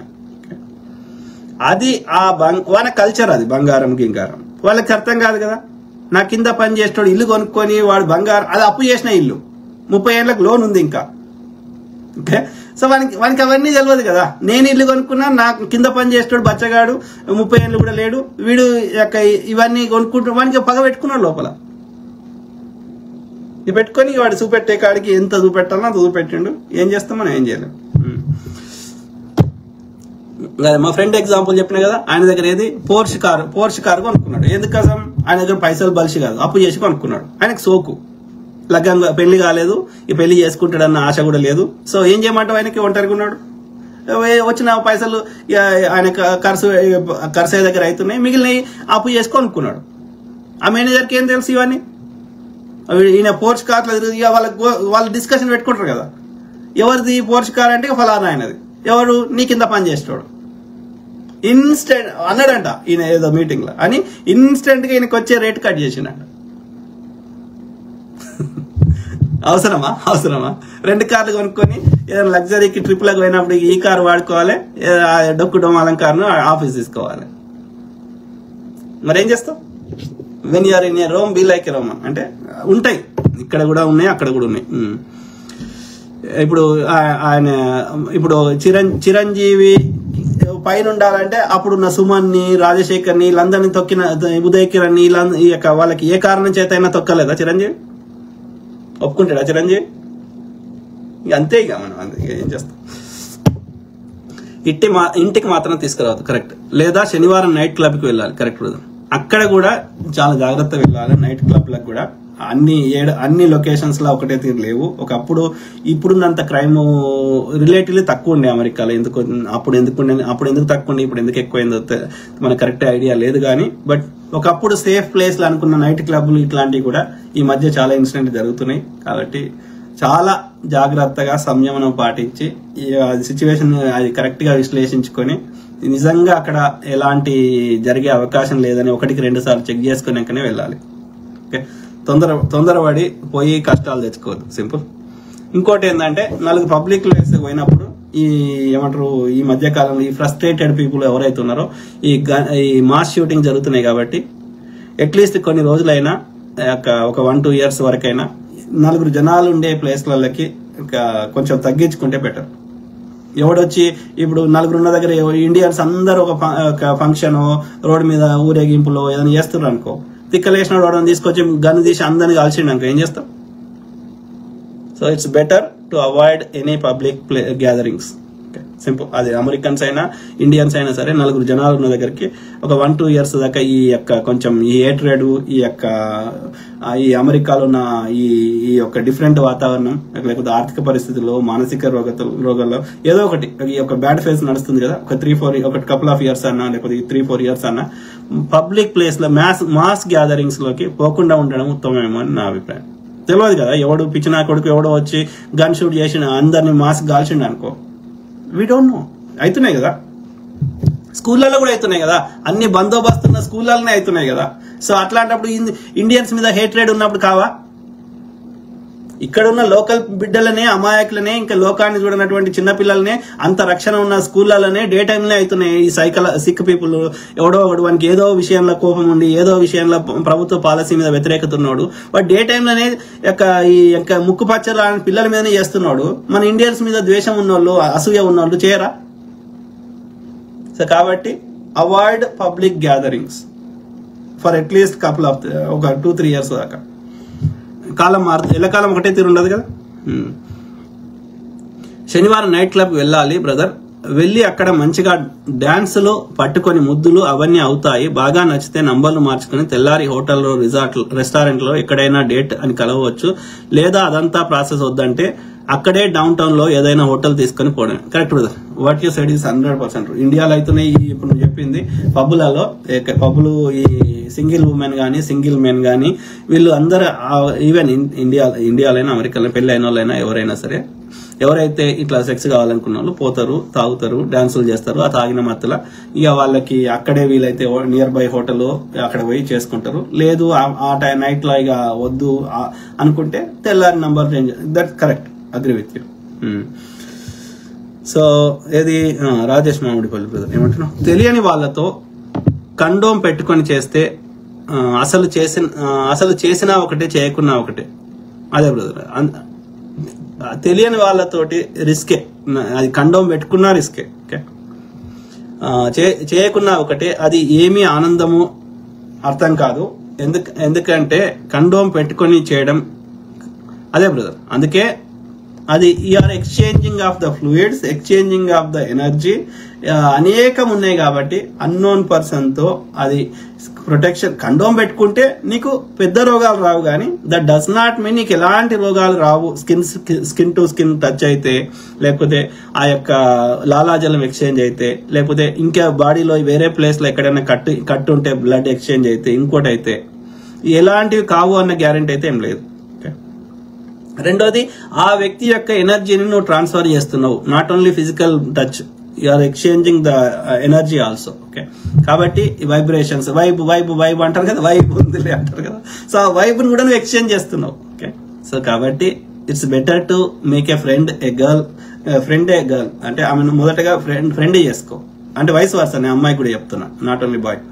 So both make friends each other, connect emotionally, then connect physically. Then you enjoy the physical act to the full extent. ఇవంతా ఓపిక లేకపోతే నువ్వు చెప్పిన కల్చర్ పబ్బువో, okay, exchange number and do whatever you want. Simple. So ఏమంటున్నావు brother? మాలకరు, nice brother, US lifestyle గురించి చెప్తున్నందుకు అదే బ్రదర్, నేను ఏదైనా చెప్పినా అంటే దాని గురించి పూర్తిగా విశ్లేషించి దానిలో సబ్జెక్ట్ ఉంది, చెప్పాల్సిన అవసరం ఉంది అంటే చెప్తా గానీ ఏదో టైం పాస్ కోసమో ఏదో వ్యూస్ కోసమో అట్లయితే నేను చెప్పా. ఇంకా చాలా మంది చెప్తున్నారు అట్లా, కానీ నేను అట్లా చెప్పా. పంచి ప్రభాకరు, విశ్వ కలవల, ఇంకెవరెవరో చెప్తున్నారు, బొడ్డులూరి యశ్వంత్. సో అదంతా ఏమంటారు ఆర్టిఫిషియల్. వీడు తెలుగు అసోసియేషన్, తెలంగాణ అసోసియేషన్ పెట్టుకుంటారు. వాళ్ళ ఎలాంటి కష్టం వస్తే ఎవడు కాంట్రిబ్యూట్ చేయడు, కానీ టైం పాస్ కి ఇట్లా వ్యూస్ కోసమో ఏదో నేను కూడా ఉన్నా అని అట్లా అయితే నేను చెప్పా. ఓకే, రాజేష్ మామిడిపల్లి బ్రదర్ ఏమంటున్నారు బ్రదర్, నేను అమెరికా వచ్చిన కొత్తలో నన్ను కూడా వేరే వాళ్ళతో పోల్చి మా తల్లిదండ్రులు ఇలాగే అనేవాళ్ళు. వాళ్ళు పొలం కొన్నారు, అపార్ట్మెంట్ కొన్నారు అని నేను తిక్కలేసి ఒకటే అన్నా వాళ్ళు అమెరికా పోయింది సంపాదించుకోవడానికి, కానీ నేను అమెరికా వచ్చింది ఎంజాయ్ చేయడానికి అని చెప్పాను. బంధుమిత్రులకు కూడా అలాగే చెప్పాను, నేను ఎంజాయ్ చేయడానికి అమెరికా వచ్చాను. I appreciate you brother. Okay, దయచేసి ఇండియాలో ఉన్న తల్లిదండ్రులకు చెప్తున్నా, అమెరికాల చెట్లకి డబ్బులు కాయవు. ఓకే, అమెరికాలో కూడా మేము నోటితోటే అన్నం తింటాము. ఓకే, అమెరికాలో కూడా వీళ్ళ ఇంట్లో ఉంటే చేయితోటి తింటాము, బయట పోతే నలుగురు ముందట వాళ్ళ ముందట మన కల్చర్ వాళ్ళకి తెలియదు కాబట్టి వాళ్ళకి ఏంటంటే చేయిలో బ్యాక్టీరియాలు ఉంటాయి, ఇవన్నీ తిన్నప్పుడు లోపలికి పోతాయి, కానీ మనం గడుపుకుంటాము అనేది వాళ్ళకి తెలియదు కాబట్టి సో అక్కడ మనకు సిచ్యువేషన్ తగ్గట్టు వెలగాలి కాబట్టి స్పూన్లో పోర్క్లో వాడతాము. ఓకే, అర్థమైందా? సో ఈ క్రమంలో నేను ఒకటే చెప్పదలుచుకున్న ఇండియాలో ఉన్న పేరెంట్స్ కి కానీ ఎవరైనా సరే, అమెరికా అంటే అదేదో భూతల స్వర్గము అదేదో అనుకుంటే ఇండియాలో కూడా ఇంతకంటే బెస్ట్ ప్లేస్లు. నేను అమెరికాలో చూసిన ఎయిర్పోర్ట్ల కంటే ఇండియాలో ఉన్న ప్రతి ఇంటర్నేషనల్ ఎయిర్పోర్ట్, నేను మన యొక్క రాజీవ్ గాంధీ ఇంటర్నేషనల్ ఎయిర్పోర్ట్ ఆ పరిసర ప్రాంతాలకు వస్తే నాకు ఇండియాలో ఉన్న ఫీలింగ్ రాదు. ఓకే, ఢిల్లీలో ఉన్న ఎయిర్పోర్ట్ చూసినాక నాకు షికాగోలో ఎయిర్పోర్ట్ నచ్చలే, నా మినియాపోలిస్ ఎయిర్పోర్ట్ నచ్చలే, ఇంకా డాలస్ ఎయిర్పోర్ట్ నచ్చలే. ఇండియా కంటే 10 రెట్లు మంచిగా ఉంది, అమెరికా కంటే 10 రెట్లు మంచిగా ఉంది Delhi airport, Palem. Okay, Indira Gandhi international airport. So అట్లా ఇండియాలో కూడా మంచి లొకేషన్స్ ఉన్నాయి, బ్యూటిఫుల్ వాటర్ ఫాల్స్ ఉన్నాయి, బ్యూటిఫుల్ నేచర్ ఉన్నాయి.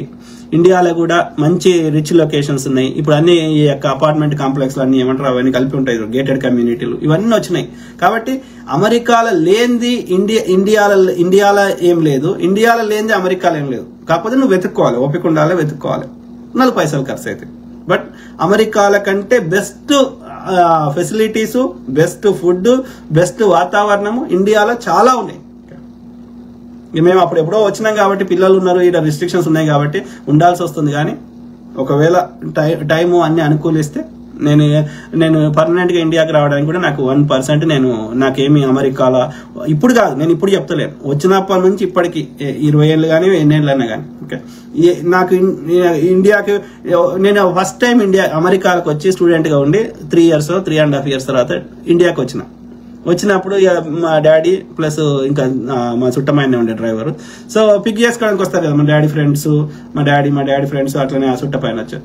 నువ్వు ఒకటి అడిగినరు, ఆ కార్లో కూర్చొని ఇంటికి పోతుంటే అడిగారు, నీకు ఇండియా నచ్చిందా అమెరికా నచ్చిందా అని అడిగారు.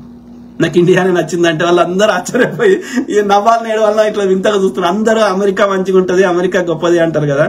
అంటే నేను ఒకటే అన్నా, మనది అది ఫెసిలిటీస్ కాదు, మనది అన్నప్పుడు దానికి వచ్చే ఆ యొక్క ఆనందము, మనది అన్నప్పుడు అది గంజి మెతుకులైనా సరే ఆ వచ్చే తృప్తి మనది కాని దాని మీద రాదురాయ్యా అని నేను చెప్పిన. వాళ్ళు కరెక్టే అని వాళ్ళు సంతోషపడ్డారు. సో వాస్తవం ఇది. ఓకే, మనది గాంధీ అది ఎంత మంచిగా ఉన్నా, ఎంత అందంగా ఉన్నా, ఎంత పెద్దదైనా సరే అది మనకి ఆ తృప్తి రాదు.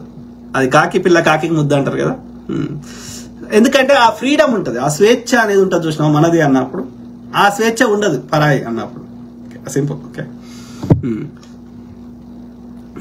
సో అదే తల్లిదండ్రులకు ఏం చెప్తున్నా అంటే అమెరికాలో చెట్లకు కాయ వాడు ఓడో ఇంట్లో ఇండియాలో ఫంక్షన్ చేసుకుంటే, వాడు ఓడో అమెరికాలో పీసడి చేసి ఏదో 4 పైసలు చూపెడితే, వాడు కార్లో తిరిగితే, వాడు కళ్ళద్దాలు పెట్టుకుంటే, చిన్న చిన్న షెడ్యూల్ వేసుకొని తిరిగితే, ఫంక్షన్లు చేసి లక్షలు ఖర్చు పెట్టినంత మాత్రాన వాడు ఉన్న 1-2 రోజులలో స్వర్గం చూపెడితే, వాడు మంచి కార్ రెంట్ తీసుకొని కార్లలో తిరిగినంత మాత్రాన, లేకపోతే వాడు పీసడి చేసి 10 ఎకరాలు కొనుక్కున్నంత మాత్రాన ఇడ అమెరికాలో చెట్లకు కాయలు కాస్తున్నాయి, వాడు నిజంగా ధనవంతుడు అని మీరు అనుకుంటే అది మీ భ్రమ. ఓకే, వాడు ధనవంతుడు అయితే తెలిసిపోతుంది. అమెరికాలో మన ఇండియన్స్ ధనవంతులని ఏళ్ల మీద లెక్క పెట్టవచ్చు. మిగతా వాళ్ళందరూ ఐటీలో పనిచేసే వాళ్ళు అందరూ మిడిల్ క్లాసే. ఓకే, వాడు పర్మనెంట్ గా ఇండియాకి వస్తే ఎట్లుంటాడో చూడండి, లేదు వాడు అమెరికాలో పర్మనెంట్ గా ఉన్నప్పుడు ఎట్లుంటాడో చూడండి.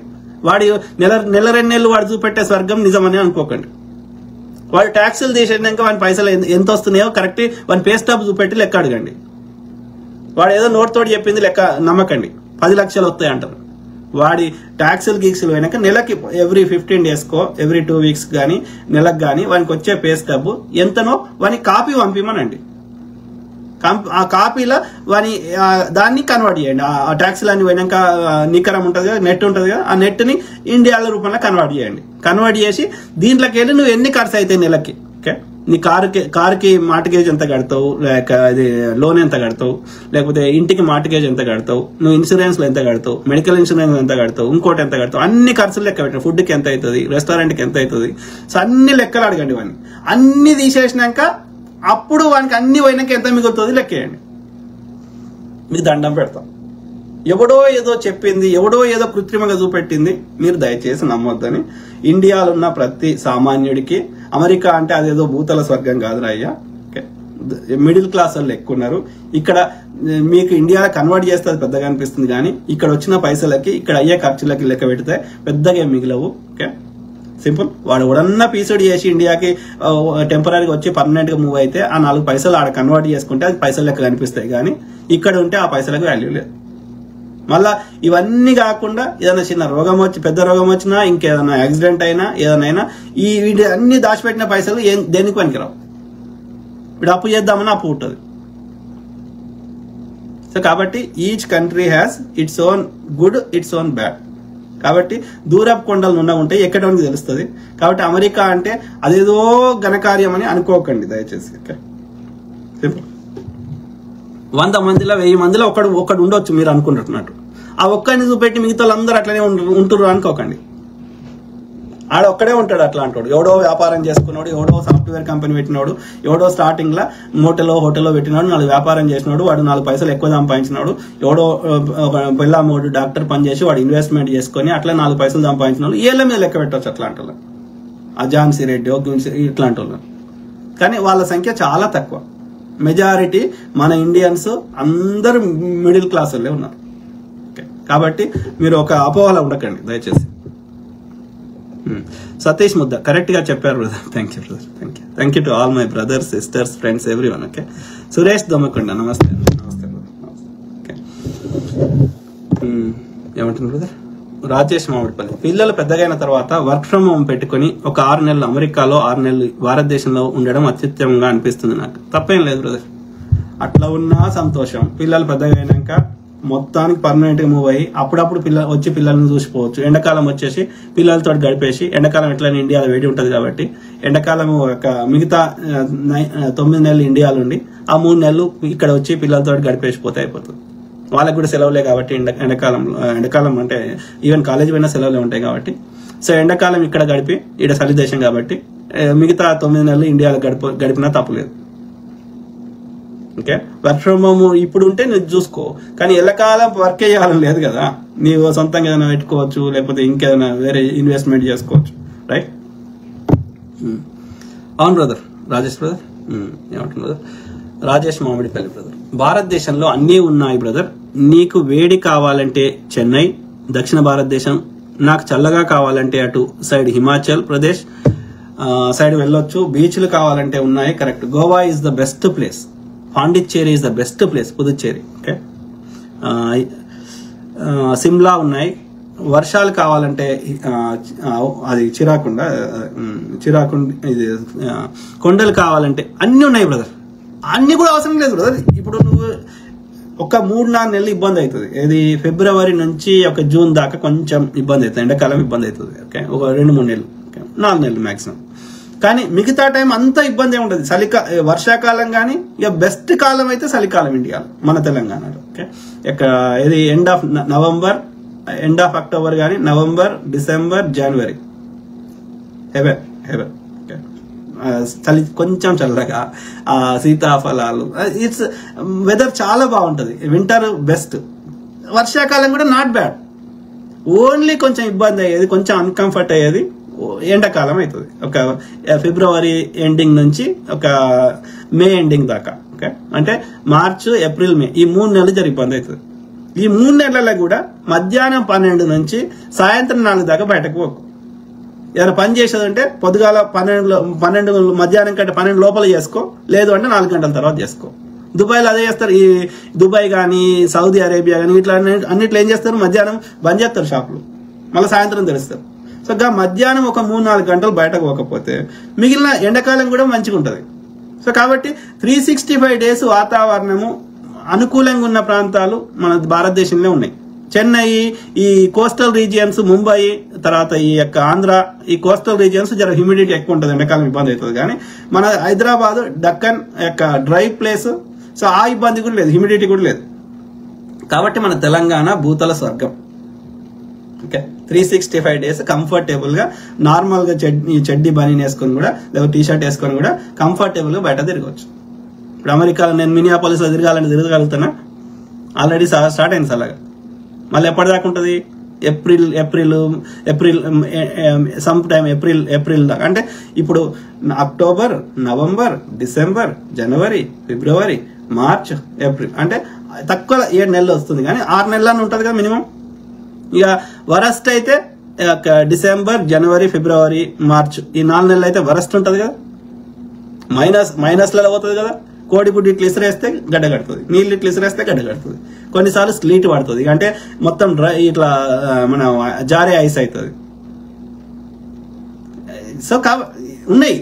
ఈవెన్ డాలస్ గీలస్ అంటారు కదా, డాలస్ కూడా నేను వింటర్లో పోయినా, నువ్వేమి నార్మల్గా పోలేము బయటకు రోడ్డు మీదకి. కరెక్ట్ బ్రదర్, భారతదేశము భూతల స్వర్గం. ఓకే, బాగుంది, అన్ని రకాలుగా బాగుంది. రాజేష్ మామిడిపల్లి బ్రదర్, అమెరికా భూతల స్వర్గం అని అట్లా క్రియేట్ చేసిర్రు.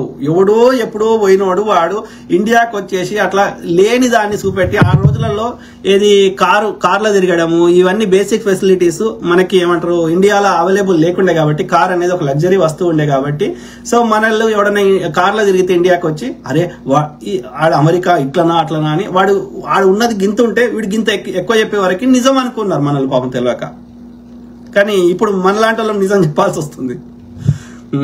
సో అమెరికా భూతల స్వర్గం అని అనుకోవడానికి నాకు తెలిసి ఒక కారణం ఏంటంటే, అక్కడ ఒకప్పుడు ఇండియాలో అమెరికాలో ఉన్న ఇన్ఫ్రాస్ట్రక్చర్ లేకపోవడం వల్ల ఇక్కడ ఉన్న బేసిక్ ఫెసిలిటీస్ ని అక్కడ లగ్జరీగా ఉండే కాబట్టి భూతల స్వర్గం అన్నారు. కానీ ఇప్పుడు ఆ పరిస్థితి ఇండియాలో లేదు. ఇవాళ అమెజాన్ లో మనం ఏం కొనుక్కుంటున్నామో ఇండియాలో అన్ని దొరుకుతున్నాయి. చైనా నుంచి వచ్చే ప్రోడక్ట్స్ అయినా, అమెరికా ప్రోడక్ట్స్ అయినా, ఎనీథింగ్, ఇక్కడ ఉన్న ఇన్ఫ్రాస్ట్రక్చర్, ఇక్కడ ఉన్న వాహనాలు, ఎవ్రీథింగ్ ఇండియాలో లేనిది లేదు. ఇలా ఇండియాలో కూడా ఇంట్లో కూర్చుంటే మనకి ఏది ఆర్డర్ ఇచ్చినా ఇంట్లోకి వస్తున్నాయి, ఫుడ్ కానీ వస్తువులు కానీ. సో కాబట్టి వరల్డ్ బికేమ్ వన్, స్మాల్ అయిపోయింది. ఇంకా ఇక్కడ లేని కూడా ఇండియాలో ఫెసిలిటీస్ ఎక్కువ ఉన్నాయి. సో కాబట్టి ఒకప్పుడు ఇవి లేవు, ఇండియాలో లేవు కాబట్టి అమెరికాని భూతల స్వర్గం అనుకున్నారు. కానీ ఇప్పుడు ఆ పరిస్థితి లేదు. లాస్ట్ 20 years నుంచి ఇండియా ఎనార్మస్లీ చేంజ్ అయింది, చాలా చాలా చేంజ్ అయింది. సో ఇండియానే కాదు, అక్రాస్ ద వరల్డ్, ఆఫ్రికా అన్ని దేశాలు చేంజ్ అయిపోయినాయి. ఈ గ్లోబలైజేషన్ వల్ల ఇప్పుడు ప్రపంచం ఒకటైపోయింది. ఇంకా ఈ భారతదేశం కానీ వేరే దేశాలకు అడ్వాంటేజ్ ఏంటంటే వాతావరణం, వెదర్ అండ్ హ్యూమన్ రిసోర్సెస్. కాబట్టి ఇప్పుడు అవే ఇక్కడికంటే బెస్ట్ అయిపోయినాయి. సో కాబట్టి పోయినాయి, ఆ రోజులు పోయినాయి. ఇంకా ట్రెండ్ ఇట్లనే కంటిన్యూ అవుతుంది. సో ఒకప్పుడు యూరోప్ లో ఉన్న దేశాలు బ్రిటన్, ఫ్రాన్స్, జర్మనీ, ఇవి స్పెయిన్, పోర్చుగల్, ఇవి ప్రపంచాన్ని వెళ్ళినాయి. తర్వాత అమెరికా, రష్యా, సోవియట్ యూనియన్ వచ్చింది.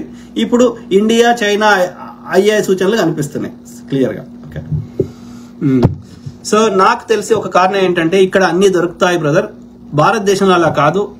ఇక్కడ వండిన అయితే దొరకాయి, ఇక్కడ తయారు చేసిన అయితే దొరకాయి. అన్ని వేరే దేశాల నుంచి ఇంపోర్ట్ చేసుకుంటాం, రైట్? అవునా కదా? సౌత్ అమెరికా నుంచి, బ్రెజిల్ నుంచి, మెక్సికో నుంచి, లేదు అంటే ఏషియా నుంచి, లేక ఇండియా నుంచి, అనేక బంగ్లాదేశ్ నుంచి, పాకిస్తాన్ నుంచి, అన్ని దేశాల నుంచి ఇంపోర్ట్ చేసుకున్న వస్తువులు కదా అమెరికాలో ఉండేది.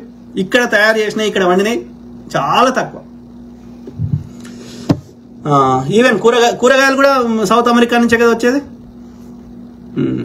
సో ఒక కారణం ఏంటంటే ఇక్కడ అన్ని దొరుకుతాయి బ్రదర్, దొరుకుతాయి, పండవు దొరుకుతాయి, కరెక్ట్. భారతదేశంలో అలా కాదు. ఇప్పుడు ఏ చిన్న ఉద్యోగం చేసుకున్నా అమెరికాలో కారు కొనుక్కోవచ్చు. కారు ఎడ కొనుక్కుంటున్నారు బ్రదర్? కారు సెకండ్ హ్యాండ్ నువ్వు పైసలు పెట్టి కొనుక్కోవచ్చు, కానీ ఫస్ట్ హ్యాండ్ మెజారిటీ ప్రజలు పైసలు పెట్టి ఎవడు కొనుక్కుంటుడు? లోనే కదా తీసుకుంటారు. లోన్ తీసుకుంటే అక్కడైనా కొనుక్కోవచ్చు, ఇక్కడైనా కొనుక్కోవచ్చు. యాజ్ లాంగ్ యాజ్ నీకు స్టడీగా ఇన్కమ్ వస్తే లోన్ తీసుకుని అక్కడైనా కొనుక్కోవచ్చు, ఇక్కడైనా కొనుక్కోవచ్చు కదా. అక్కడ కూడా కొనుక్కుంటున్న వాళ్ళు ఉన్నారు కదా, మిడిల్ క్లాస్ ఏపో మిడిల్ క్లాస్ వాళ్ళు. సో ఇల్లు కొనుక్కోవచ్చు, ఇల్లు కూడా లోనే తీసుకుంటారు. ఇక్కడైనా సరే, ఇక్కడైనా మనం లోనే కదా. ఎవరైనా మార్టిగేజ్ ఉంటుంది కదా, చాలా మందికి ఉంటుంది. క్యాష్ పెట్టి ఎవరు కొనుక్కుంటారు. సో రాక్ మ్యూజిక్ కాన్సెప్ట్ వెళ్ళొచ్చు. అక్కడ కూడా రాక్ మ్యూజిక్ కాకపోయినా అక్కడ ఉన్న మ్యూజిక్ లకి, అక్కడ ఉన్న సినిమా వాళ్ళకి వెళ్ళొచ్చు. అక్కడ కూడా ఫ్లైట్ ఎక్కొచ్చు. ఇప్పుడు అక్కడ కూడా ఫ్లైట్లు చాలా చీప్ అయిపోయినాయి. ఫ్లైట్లు ఎక్కొచ్చు మంచి. ఇంకా ఫ్లైట్లే కాదు, మంచి ట్రైన్ ఫెసిలిటీస్, ట్రైన్లలో మంచి ఫెసిలిటీస్ అన్ని వచ్చేసినాయి అక్కడ కూడా. కానీ భారతదేశంలో ఒక మ్యూజికల్ ఫెస్టివల్ టికెట్ కొనాలంటే సాఫ్ట్వేర్ ఇంజనీర్ అయినా 2 నెలలు. మ్యూజిక్ ఫెస్టివల్స్, మ్యూజిక్ మనకి ఇంకా ఆ కల్చర్ లేదు మనకి. ఇక్కడ ఉన్నట్టుగా ఆ కల్చర్ లేదు.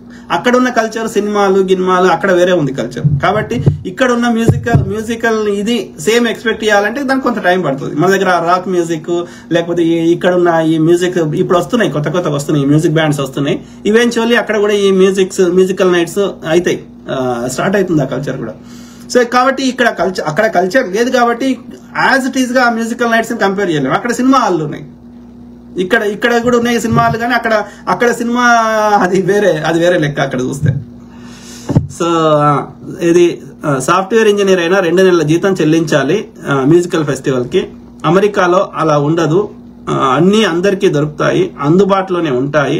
మరి అది రూపాయికి డాలర్కి విలువన ద్రవ్యోల్బణం చాలా లేదు బ్రదర్. ఇండియాలో ఓకే నువ్వు చెప్తున్నట్టుగా మ్యూజికల్ ఫెస్టివల్ రిలేటెడ్ ఆ కల్చర్ లేదు, మ్యూజికల్ కాన్సర్ట్స్ కల్చర్ లేదు. కానీ అదర్ దాన్ దట్ మిగతా అన్ని విషయాల్లో ఇండియాలో నువ్వు చెప్తున్న అన్ని ఒక middle class, above middle class అవన్నీ అఫోర్డ్ చేసి తెచ్చుకునే స్థాయి ఉన్నది. పేదవాళ్ళు అక్కడైనా ఇక్కడైనా మనం ఏం చేయలేము. ఓకే, ఇక్కడ కూడా ఇప్పుడు ఫిలడెల్ఫియా నల్లోళ్ళు, కొన్ని రంగులోళ్ళు, ఆ పేదోళ్ళు వాళ్ళకి ఏం అఫోర్డ్ చేసే స్థాయి లేదు. బస్సులలో తిరుగుతుంటారు, రోడ్ల మీద పడుకుంటుంటారు, సో డ్రగ్స్ తీసుకుంటుంటారు, పార్కులలో అక్కడ చలిలో కూడా అక్కడ ఉంటారు. సో వాళ్ళని ఎవడేం చేయలేడు. ఇక వాళ్ళకి అంతే. ఇక పేదోళ్ళని గురించి మాట్లాడుతున్నాం మనం.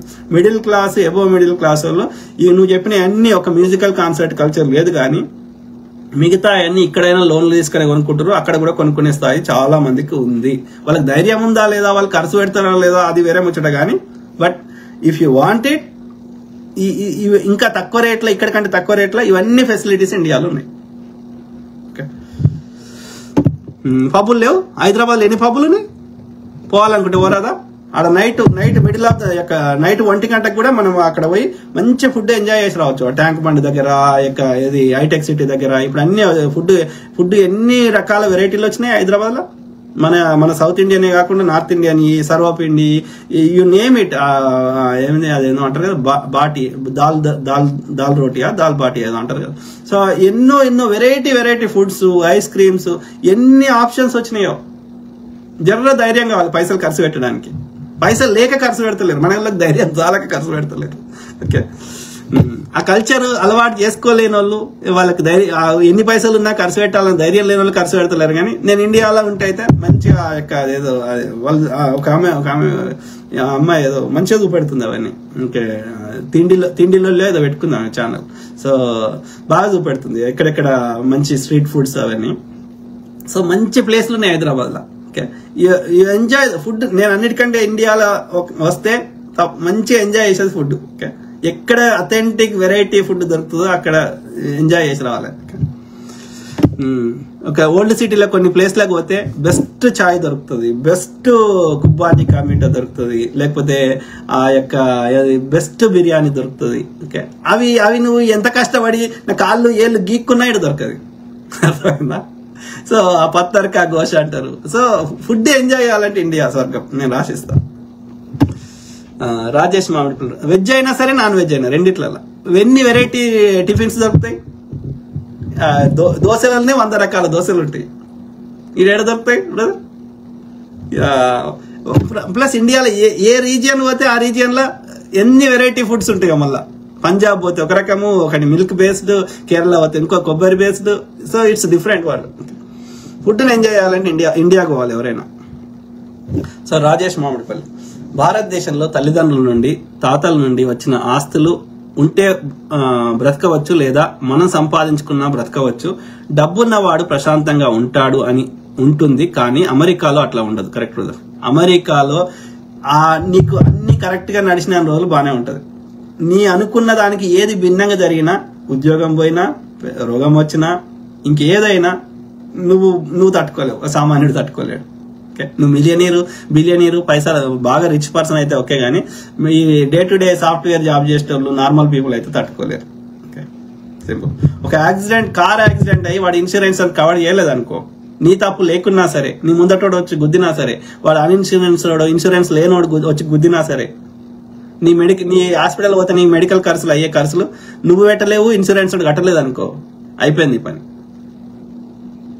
సో ఇండియాలో అట్లా కాదు పరిస్థితి. ప్లస్ ఇక్కడ నీ తప్పు లేకున్నా ఒకవేళ వాళ్ళకి నాకు డబ్బులు వస్తాయి అంటే వాళ్ళ ఎట్లనే చేసి నేను ఇరికిచ్చే ప్రయత్నం చేసే అవకాశాలు ఎక్కువ ఉంటాయి. ఫ్రీగా డబ్బులు కావాలనుకున్నావు, నీ తప్పు అన్నట్టు క్రియేట్ చేసే అవకాశం. ఒక లాయర్ని హైర్ చేసుకోవాలంటే హైర్ చేసుకోలేవు ఇక్కడ, అర్థమైందా? సో మరి హైర్ చేసుకోకపోతే ఇంకా పెద్ద శిక్షలు పడతాయి. సో కాబట్టి నీ సిస్టమ్ యాజ్ ఇట్ ఈస్ గా నడిచిన రోజులు నీకు మంచిగా అనిపిస్తుంది, ఎందుకంటే ఈ బేసిక్ ఫెసిలిటీస్ ఉండే వారికి. ఒకసారి నీ సిస్టమ్ కి భిన్నంగా కొంచెం అటు ఇటు అయినా కానీ నువ్వు బతకలేవు. సింపుల్. ఇక నీ కష్టం వస్తే నలుగురు ఒక్కడు నీ దగ్గరికి వచ్చేటోడు ఒకడు ఉంటాడు.